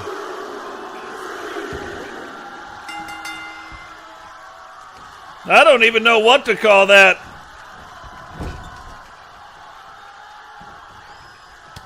But Johnny C getting the pinfall, and look, really starting to feel it. And I don't think JW, the way this match started, I don't think he expected this to happen, and probably in a little bit of shock right now.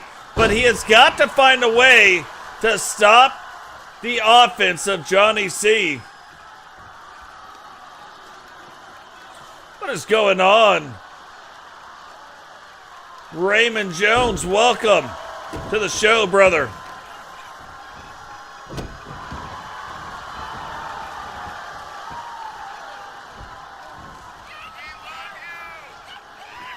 JW, though, getting back up to his feet. Johnny going up, coming back down. Thought he might even try to go for the pin right there. And look, early on, it did not look good for Johnny C. But right now, not looking good for JW. Really has got to find a way to ground the ex-Air Force member, the Italian Stallion.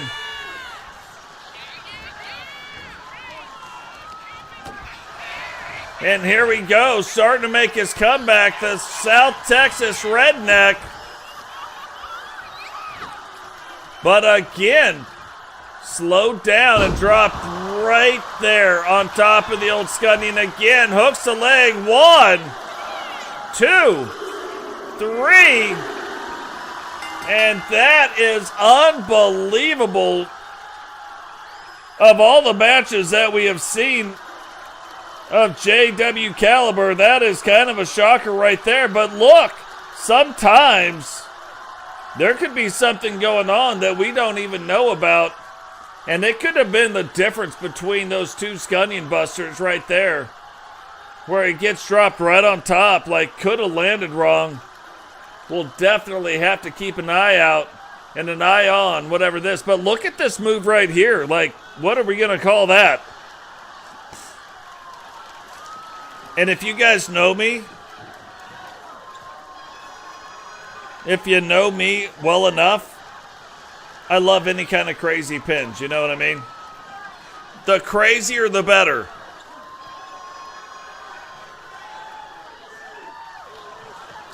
Here is your winner, Italian Stallion, Johnny C. But big win here tonight for Johnny C. Now, can he parlay that into something bigger? Can he keep the momentum going and maybe start a little bit of a run? Yeah, no, I am too, Primetime. Not at the win or the loss, but how it happened. But it happens. We have seen it happen many times. Now, the match that we have been talking about for a couple weeks, Logan Windsor going up against Drew Hawthorne. Logan beating Drew a few episodes ago. No title belt was on the line. Will that change here tonight? Now that a title belt, now that not just a title belt, but the TWC Junior World Championship on the line, will it change how Drew wrestles? Is scheduled for one fall and is for the Men's Junior World Championship.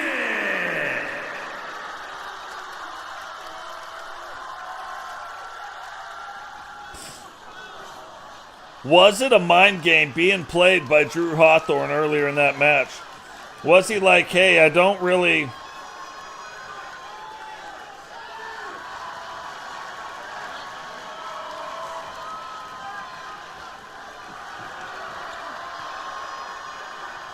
But he wasn't really like, I don't want to give up too much stuff, because he knows Logan, #1 contender, on his way to get a shot at this title. So was it something that he did? He held it back, and now it's going to come out in this match now that the title belt is on the line. We're about to find out. Not only will we find out today, we're going to find out right now.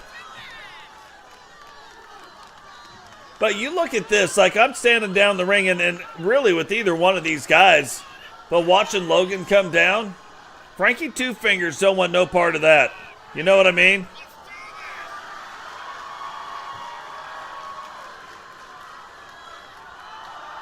And I know at the end of the day, you guys know you're watching Totes My Goats, the Totes My Goats Wrestling Network. I know there's a wrestler named Totes My Goats. But that ain't me. I'm Frankie Two Fingers. I'm your fun-loving announcer. Doing things, calling matches. No dogs in the fight, you know what I mean? And this guy wouldn't be facing off against that guy. I'm just telling you, I'm not doing it. Now, Drew Hawthorne has really been kind of governing the TWC locker room with an iron fist. Things are only going to go down the way that Drew wants them to go down. And he is not just the TWC Junior World Champion. He is also Mr. TCW Money in the Bank, so he can take a shot at the world title anytime he wants. He can be taking a shot at Jakai anytime. But so far, you know he's a strategist. So far, kind of hanging back, doing the thing, not... And Jakai's probably got to be wondering. I know if I was a champion, I'd be wondering, like, what is he doing? Jakai, remember, he won that title belt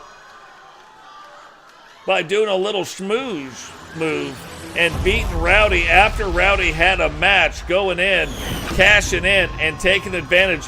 And it was a hard-fought match Rowdy was in, and ended up winning that title belt. Introducing the challenger from Newport, Wales, weighing in at 275 pounds, Logan!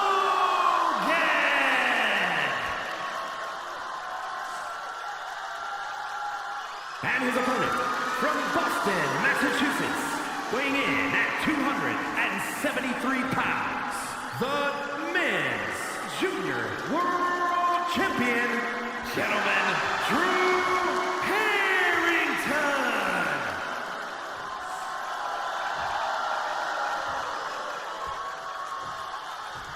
Drew Hawthorne now, since season 6, has been the only one to ever hold that belt. Nobody else has ever held that belt. Can Logan change that here tonight?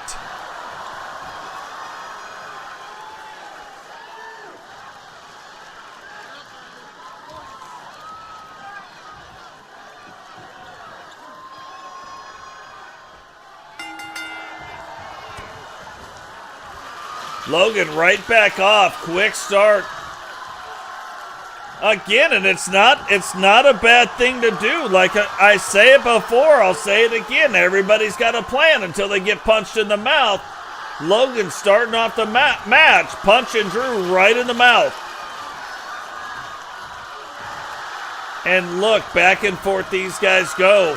They did this in their first match where they wanted to prove who was stronger, where they wanted to prove who was the better technical wrestler. Right now, trying to prove who is the better technical wrestler.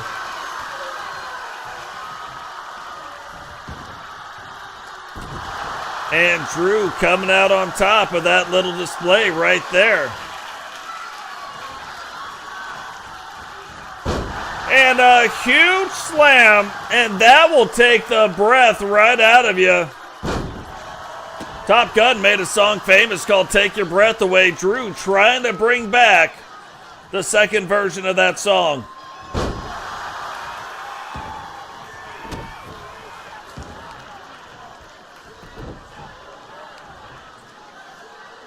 Now going down, kind of wrenching on the knee, wrenching on like your hip flexor right there, and kind of jerking that ankle around. You know, that move right there, it looks so simple, but it's really going after 3 different body parts in your lower body.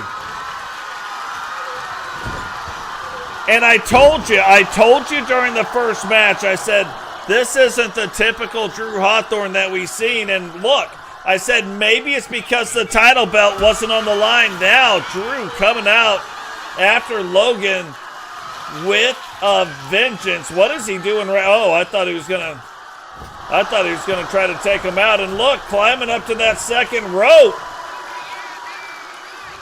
And none of this did we see in that first match. Diving, hitting him, and look, Logan's like, let's retreat.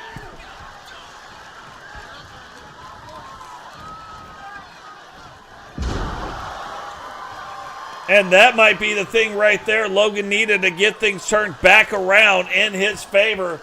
You saw him retreat out of the ring a little bit, almost like a little reset. Saw Drew coming out, so jumps back in the ring and now waited on Drew to get back in. Typically, we don't see mistakes like that from Drew. Usually, we see Drew, the one that's kind of on the front leading edge of that. But I think Drew thought he had a little bit more time than he did. But now Logan trying to turn things around. Trying to deal that damage. What is going on? Witcher, sister, welcome to the show.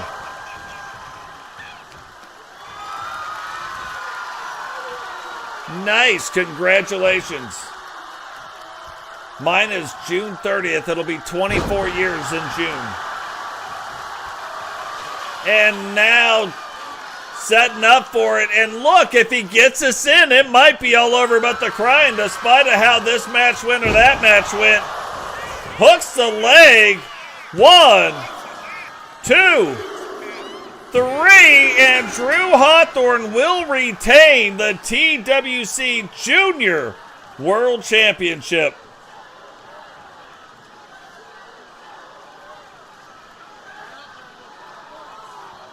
I know you guys think, you're like, man, Frankie Two Fingers doesn't know what he's talking about. He's just up there running his yapper. No idea, but I said it in that last episode. I said, this is not the Drew that we've seen wrestle. It seems like he's like laying up or something. And you see him come out completely different. Now, the match, you had the back and forth, which isn't surprising. Logan, no slouch whatsoever. Here's your winner, and still men's junior world champion, gentlemen, Drew Harrington. or he wouldn't have got the title shot. You know what I mean?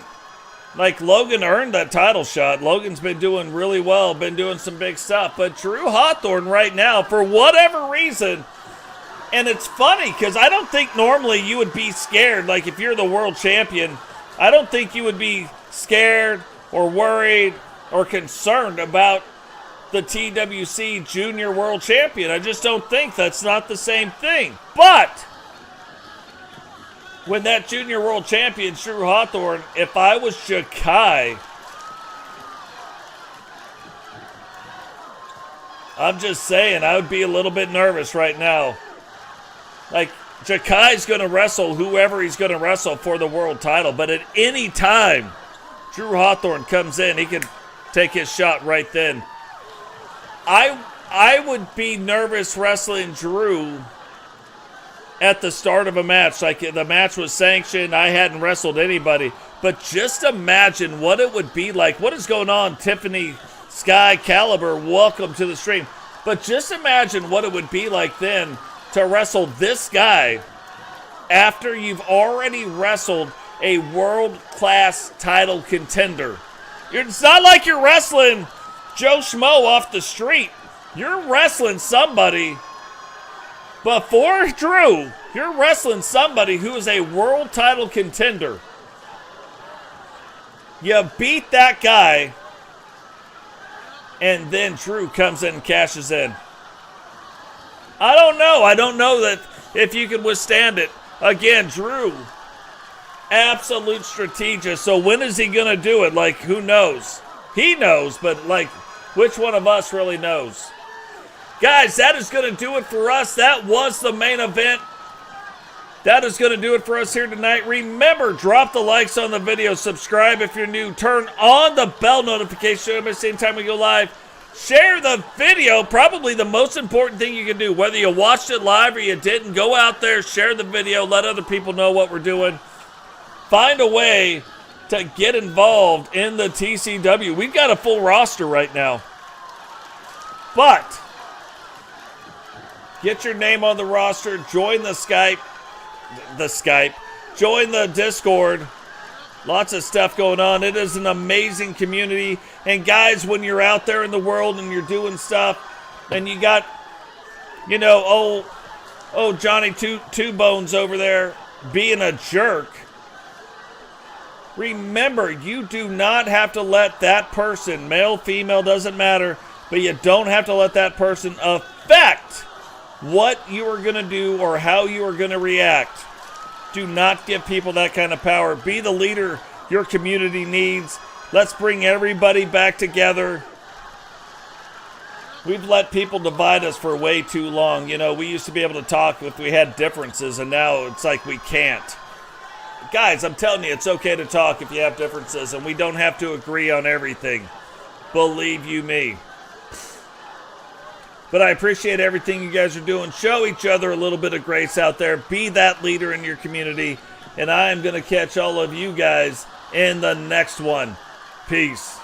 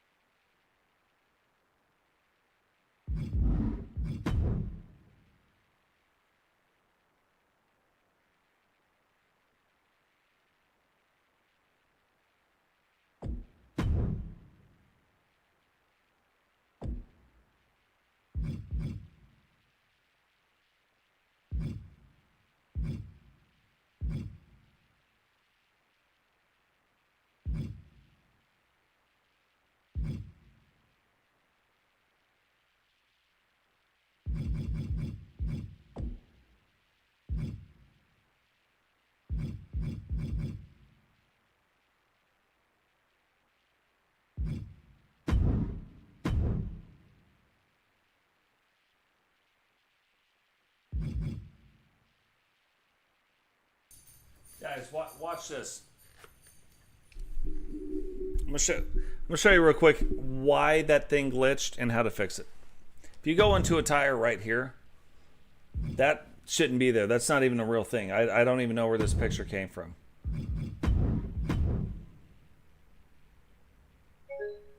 See? So it's weird that it even put that up there. There shouldn't be anything up there. But somehow there is. So hold on one second. Shouldn't be there. That's not even a real thing. I don't even know where.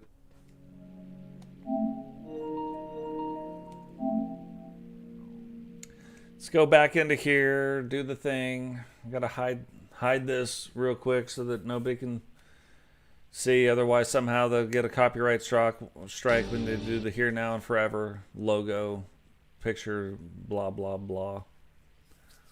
WWE's on another level with some things, you know what I mean?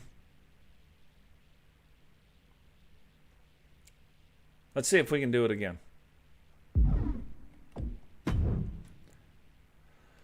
Come in here to Superstar. It's also been doing a weird thing where it'll crash the deletion tool. We'll try that too when we get out of here. Anyway, edit Superstar. I'm going to try it a different way instead of deleting. We'll go in here. That's just so weird that that's even there. Copy a tire, paste. Let's see if that'll work. So now if we go back in, I guarantee it'll be fine. Who was another one?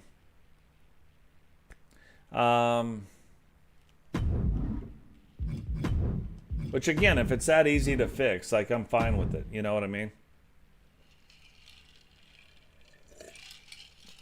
If this is the first time you guys come into my show, there's always bonus stuff in here. So it's always good to hang out if you guys want to see something. I usually don't get back on and talk, but because 1.13 dropped today, like, we're going to talk about it. Let's go another guy that had the problem. Remember the Mohawk. So Jake Plague. He was another problem. So let's go look at him. I guarantee he doesn't have that second attire. So let's go look.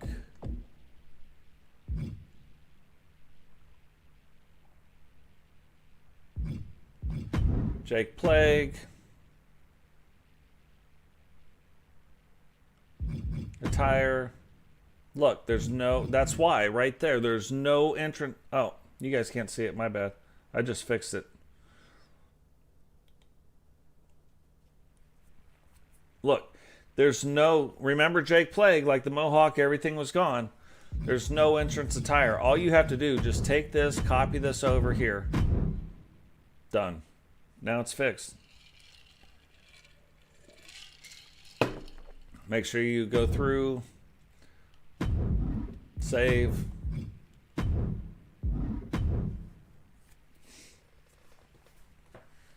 Sorry, I didn't know. I didn't jump back to the other thing, so.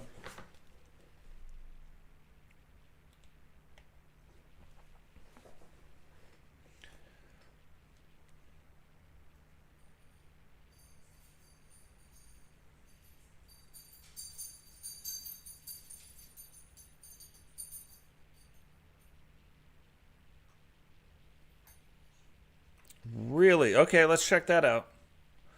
Let's go check out Totes. You guys, I'll give you a sneak peek of Totes. New look. So, with gloves. Okay. Which most of my characters have gloves. Maybe that's part of the problem. You guys get a sneak peek at Totes' second outfit. And if you guys are in the SSW, you guys might see what I was talking about. That never came to fruition, but it's about to. Not in the SSW, but here. So let's go in.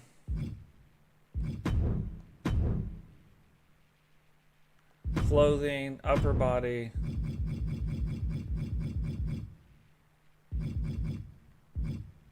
Huh? What is that?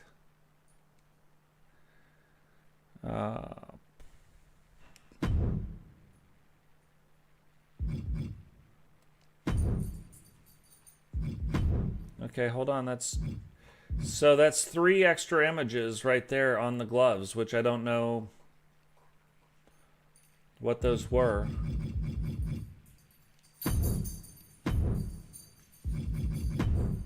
And see, that's just 1. Let's see if it does it again. Clothing, upper body.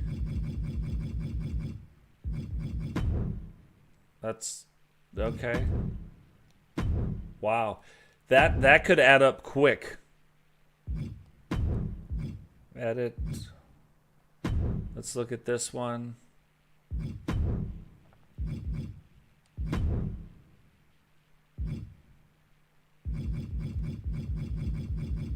Okay, that's fine. But yeah, if there was 3 to 4 to 5 on every single, like on one guy, but in every single spot.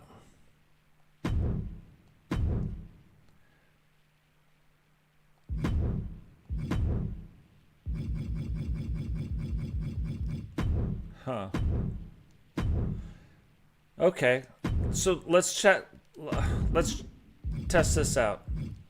So they weren't in position 1 and 2, which is typical. It always seems to be in the second position, like the second set of gear.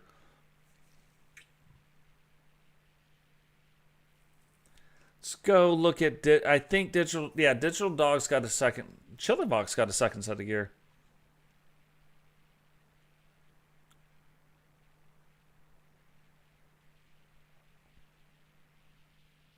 We can go look at Chili or Digital.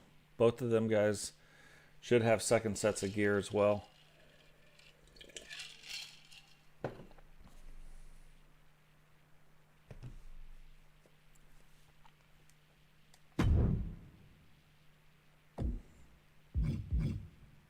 But again, if that's the worst, I can handle that. Let's see. You guys got to see Digital's new look, but you probably didn't really get to see Digital's new look. You know what I mean?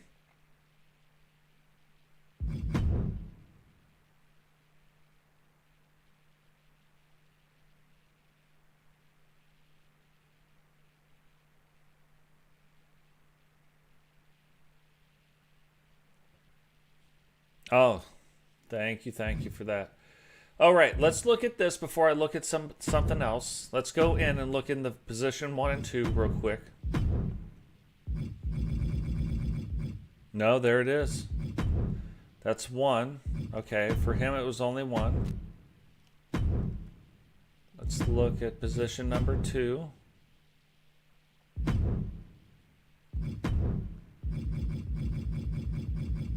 Yep, it's in position number 2. We delete it once, okay.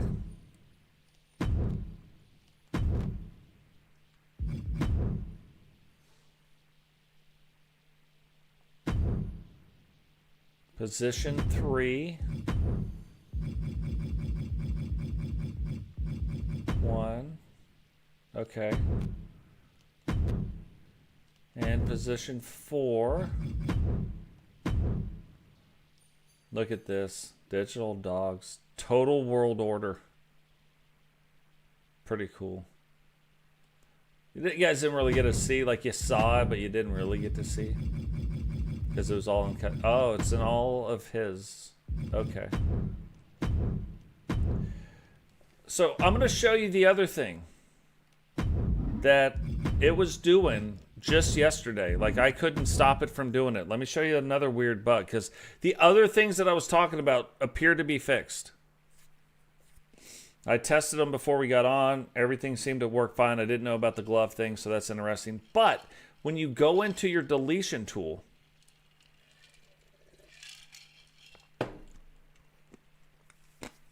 it was crashing every single time. I sent probably 20. That'll show you.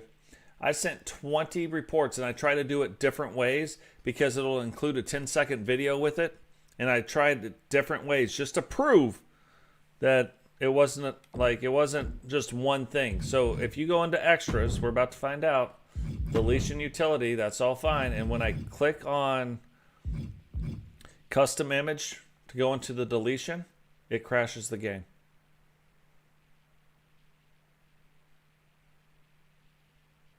So that's fixed. Thank God. Thank God. I want to show you guys something real quick. This is something I'm working on right now.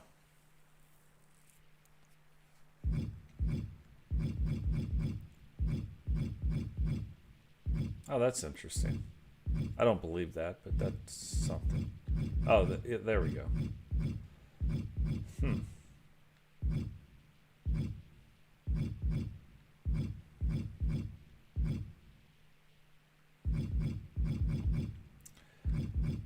I want to show you guys this.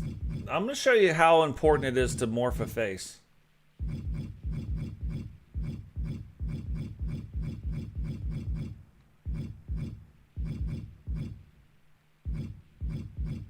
And I just want to prove it to you.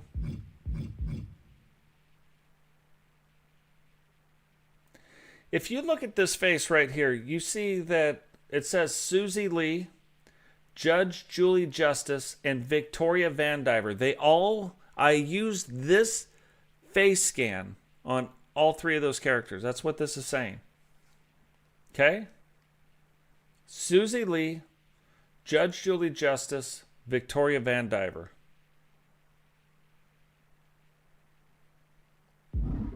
Now, if we go back out of here and we go... Oh. It'd be helpful if we went to the thing. If we go to Susie Lee, I want you guys to remember this face. Susie Lee. Oh, this is super simple.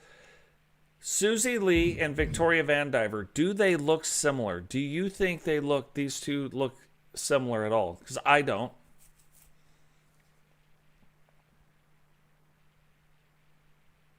Different nose. Mouth is different. You can see where like Victoria's kind of slanted up a little bit. And then if you go and we look at Judge Julie Justice, do those three cause look the same? What's going on, Tony? Welcome to the stream, brother. Like, we're at the end of the show. We're in bonus time right now. But you look at Judge Julie Justice, you look at Susie Lee, and you look at Victoria Vandiver. Do those three ladies look the same? Or would you know, like if you knew their name, you saw them long enough, you would know that those three ladies are who they are. You can go through all my cause. I was showing somebody this, and we'll get into this when we do the deep dive as well. But you can see none of these cause look alike. Not one. There was a couple that kind of did a little bit.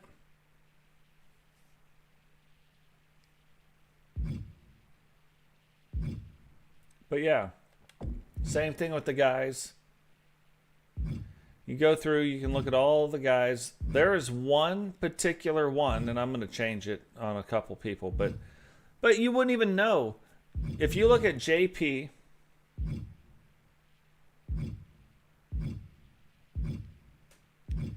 and you look at Totes McGoats, we don't even look similar. Like, you know Totes' face when you see it. You know JP's face when you see it. JP's had pretty much the same face for a long time. Like, he's one of the most consistent people we have.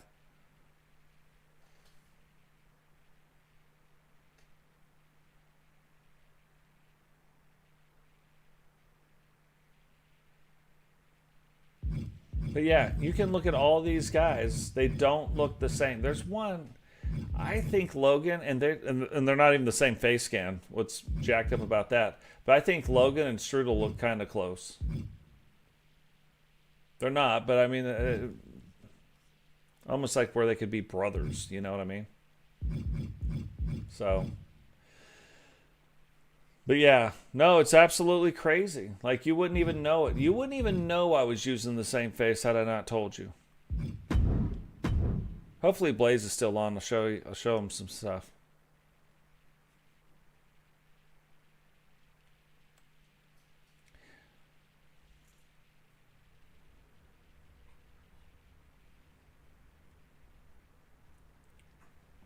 Matter of fact, I want to show you guys some stuff.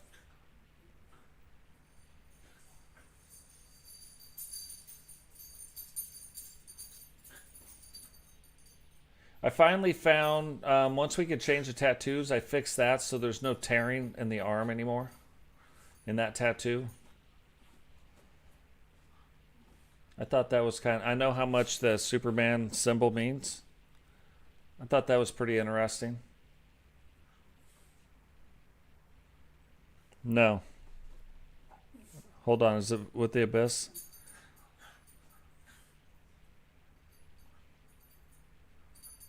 Oh, wow. Wow. That would be super cool. I know they're trying to do the tax.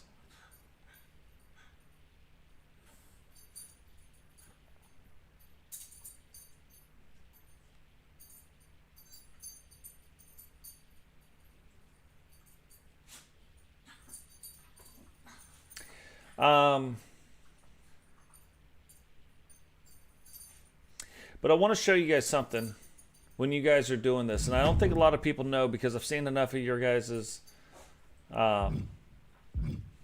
wrestlers to know that most people don't understand this. And it's something very specific this year with stuff. So if we went in here to Blaze and we're like, hey, Blaze needs to have scars, right? He's been through the battles. We've already done, I'm not even going to mess with that one because we've done that one. But we come in here, let's go to...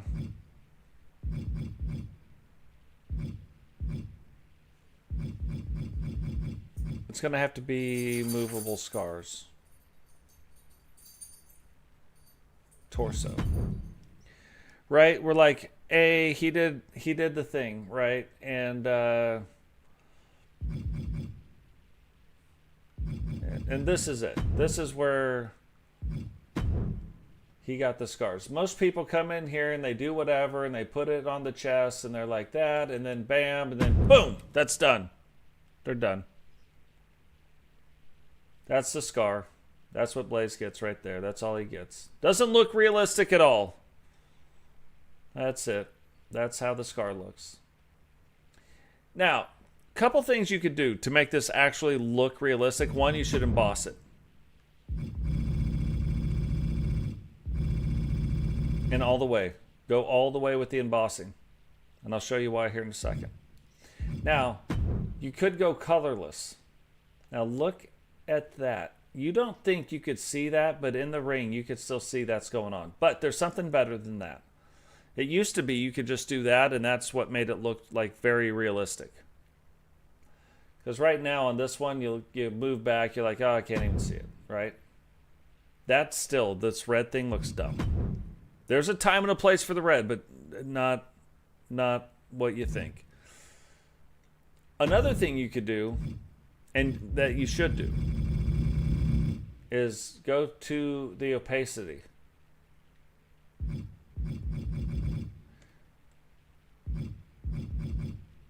You can do a lot of stuff with that. That's what we did back here. That's why it's not red. Now, there could be some discoloration, right? So you could do that. Let's take it all the way back up for right now so that you can see the biggest difference. Now you could go into the color, and highly suggest you do this. Go in to the color, typically orange, like between orange and yellow a little bit, right? Down here, probably right around, I'd say 30.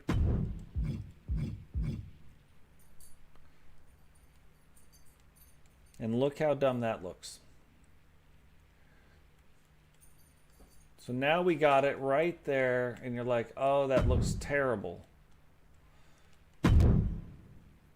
But now we go into the opacity and bring it back. Remember, it's embossed.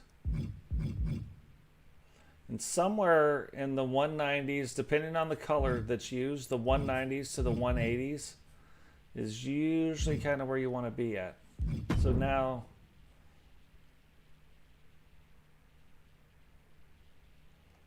when he's in the ring, that shows up a lot more than you realize. But now you've got like real scars, like things that look real. Like this on the back. That I left it a little bit red, so it'd be a little bit agitated, a little bit, you know, whatever. But that you don't have to. You can come in too if you want. God dang it. You can come in too if you want, and now that you have the opacity down, which it apparently resets. Look at that, like, oh, that's terrible. But again, you can come in here and you just got to play with it. It depends on how you want the scar to look. If you want it to be more defined, look at that 202. But with that color, a little more defined, I'm probably a little bit less. 195. Now it looks like some things went bad. You know what I mean? Yeah, you got to do the opacity, especially this year. It's got to be lighter. But yeah, with the scars, please do the scars. The tats I can almost forgive. Blaze probably wonders why I won't put that tat on his arm. Right there. I have a hard time with colored tattoos. This one is a real tattoo that I took off of somebody's arm and removed the background. I just have a hard time with colored tattoos because they don't look right typically on the body. That's why I always take and I give you, and I do it with everybody. But if I know Superman's a big deal, bam. Like that has the meaning. I try to do that. Just a look, just a different look for TCW. Yeah, there's not many colors. There's some that have the red on them, but like this, no. Whoever did that, no. Like, of course, it's not going to be there. Yeah, whoever did the, I don't know why that's popping up because there's nothing over there, but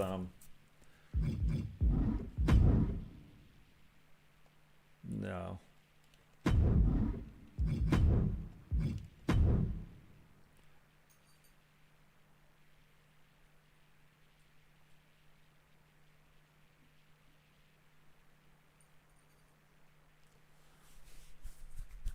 Yeah, no, I know. And I know there's absolutely like, I don't know, like, I think it's like, I take it like the Totes' eye patch thing. You know what I mean? Like, I pretty much don't care what people do with Totes. Like, but the eye patch has to be there. You know what I mean? So, but anyway, guys, that is going to do it. We are going to do a deep dive, and it might be a lot of this stuff where we get in. And I mean, I'm serious. We're going to do some honesty.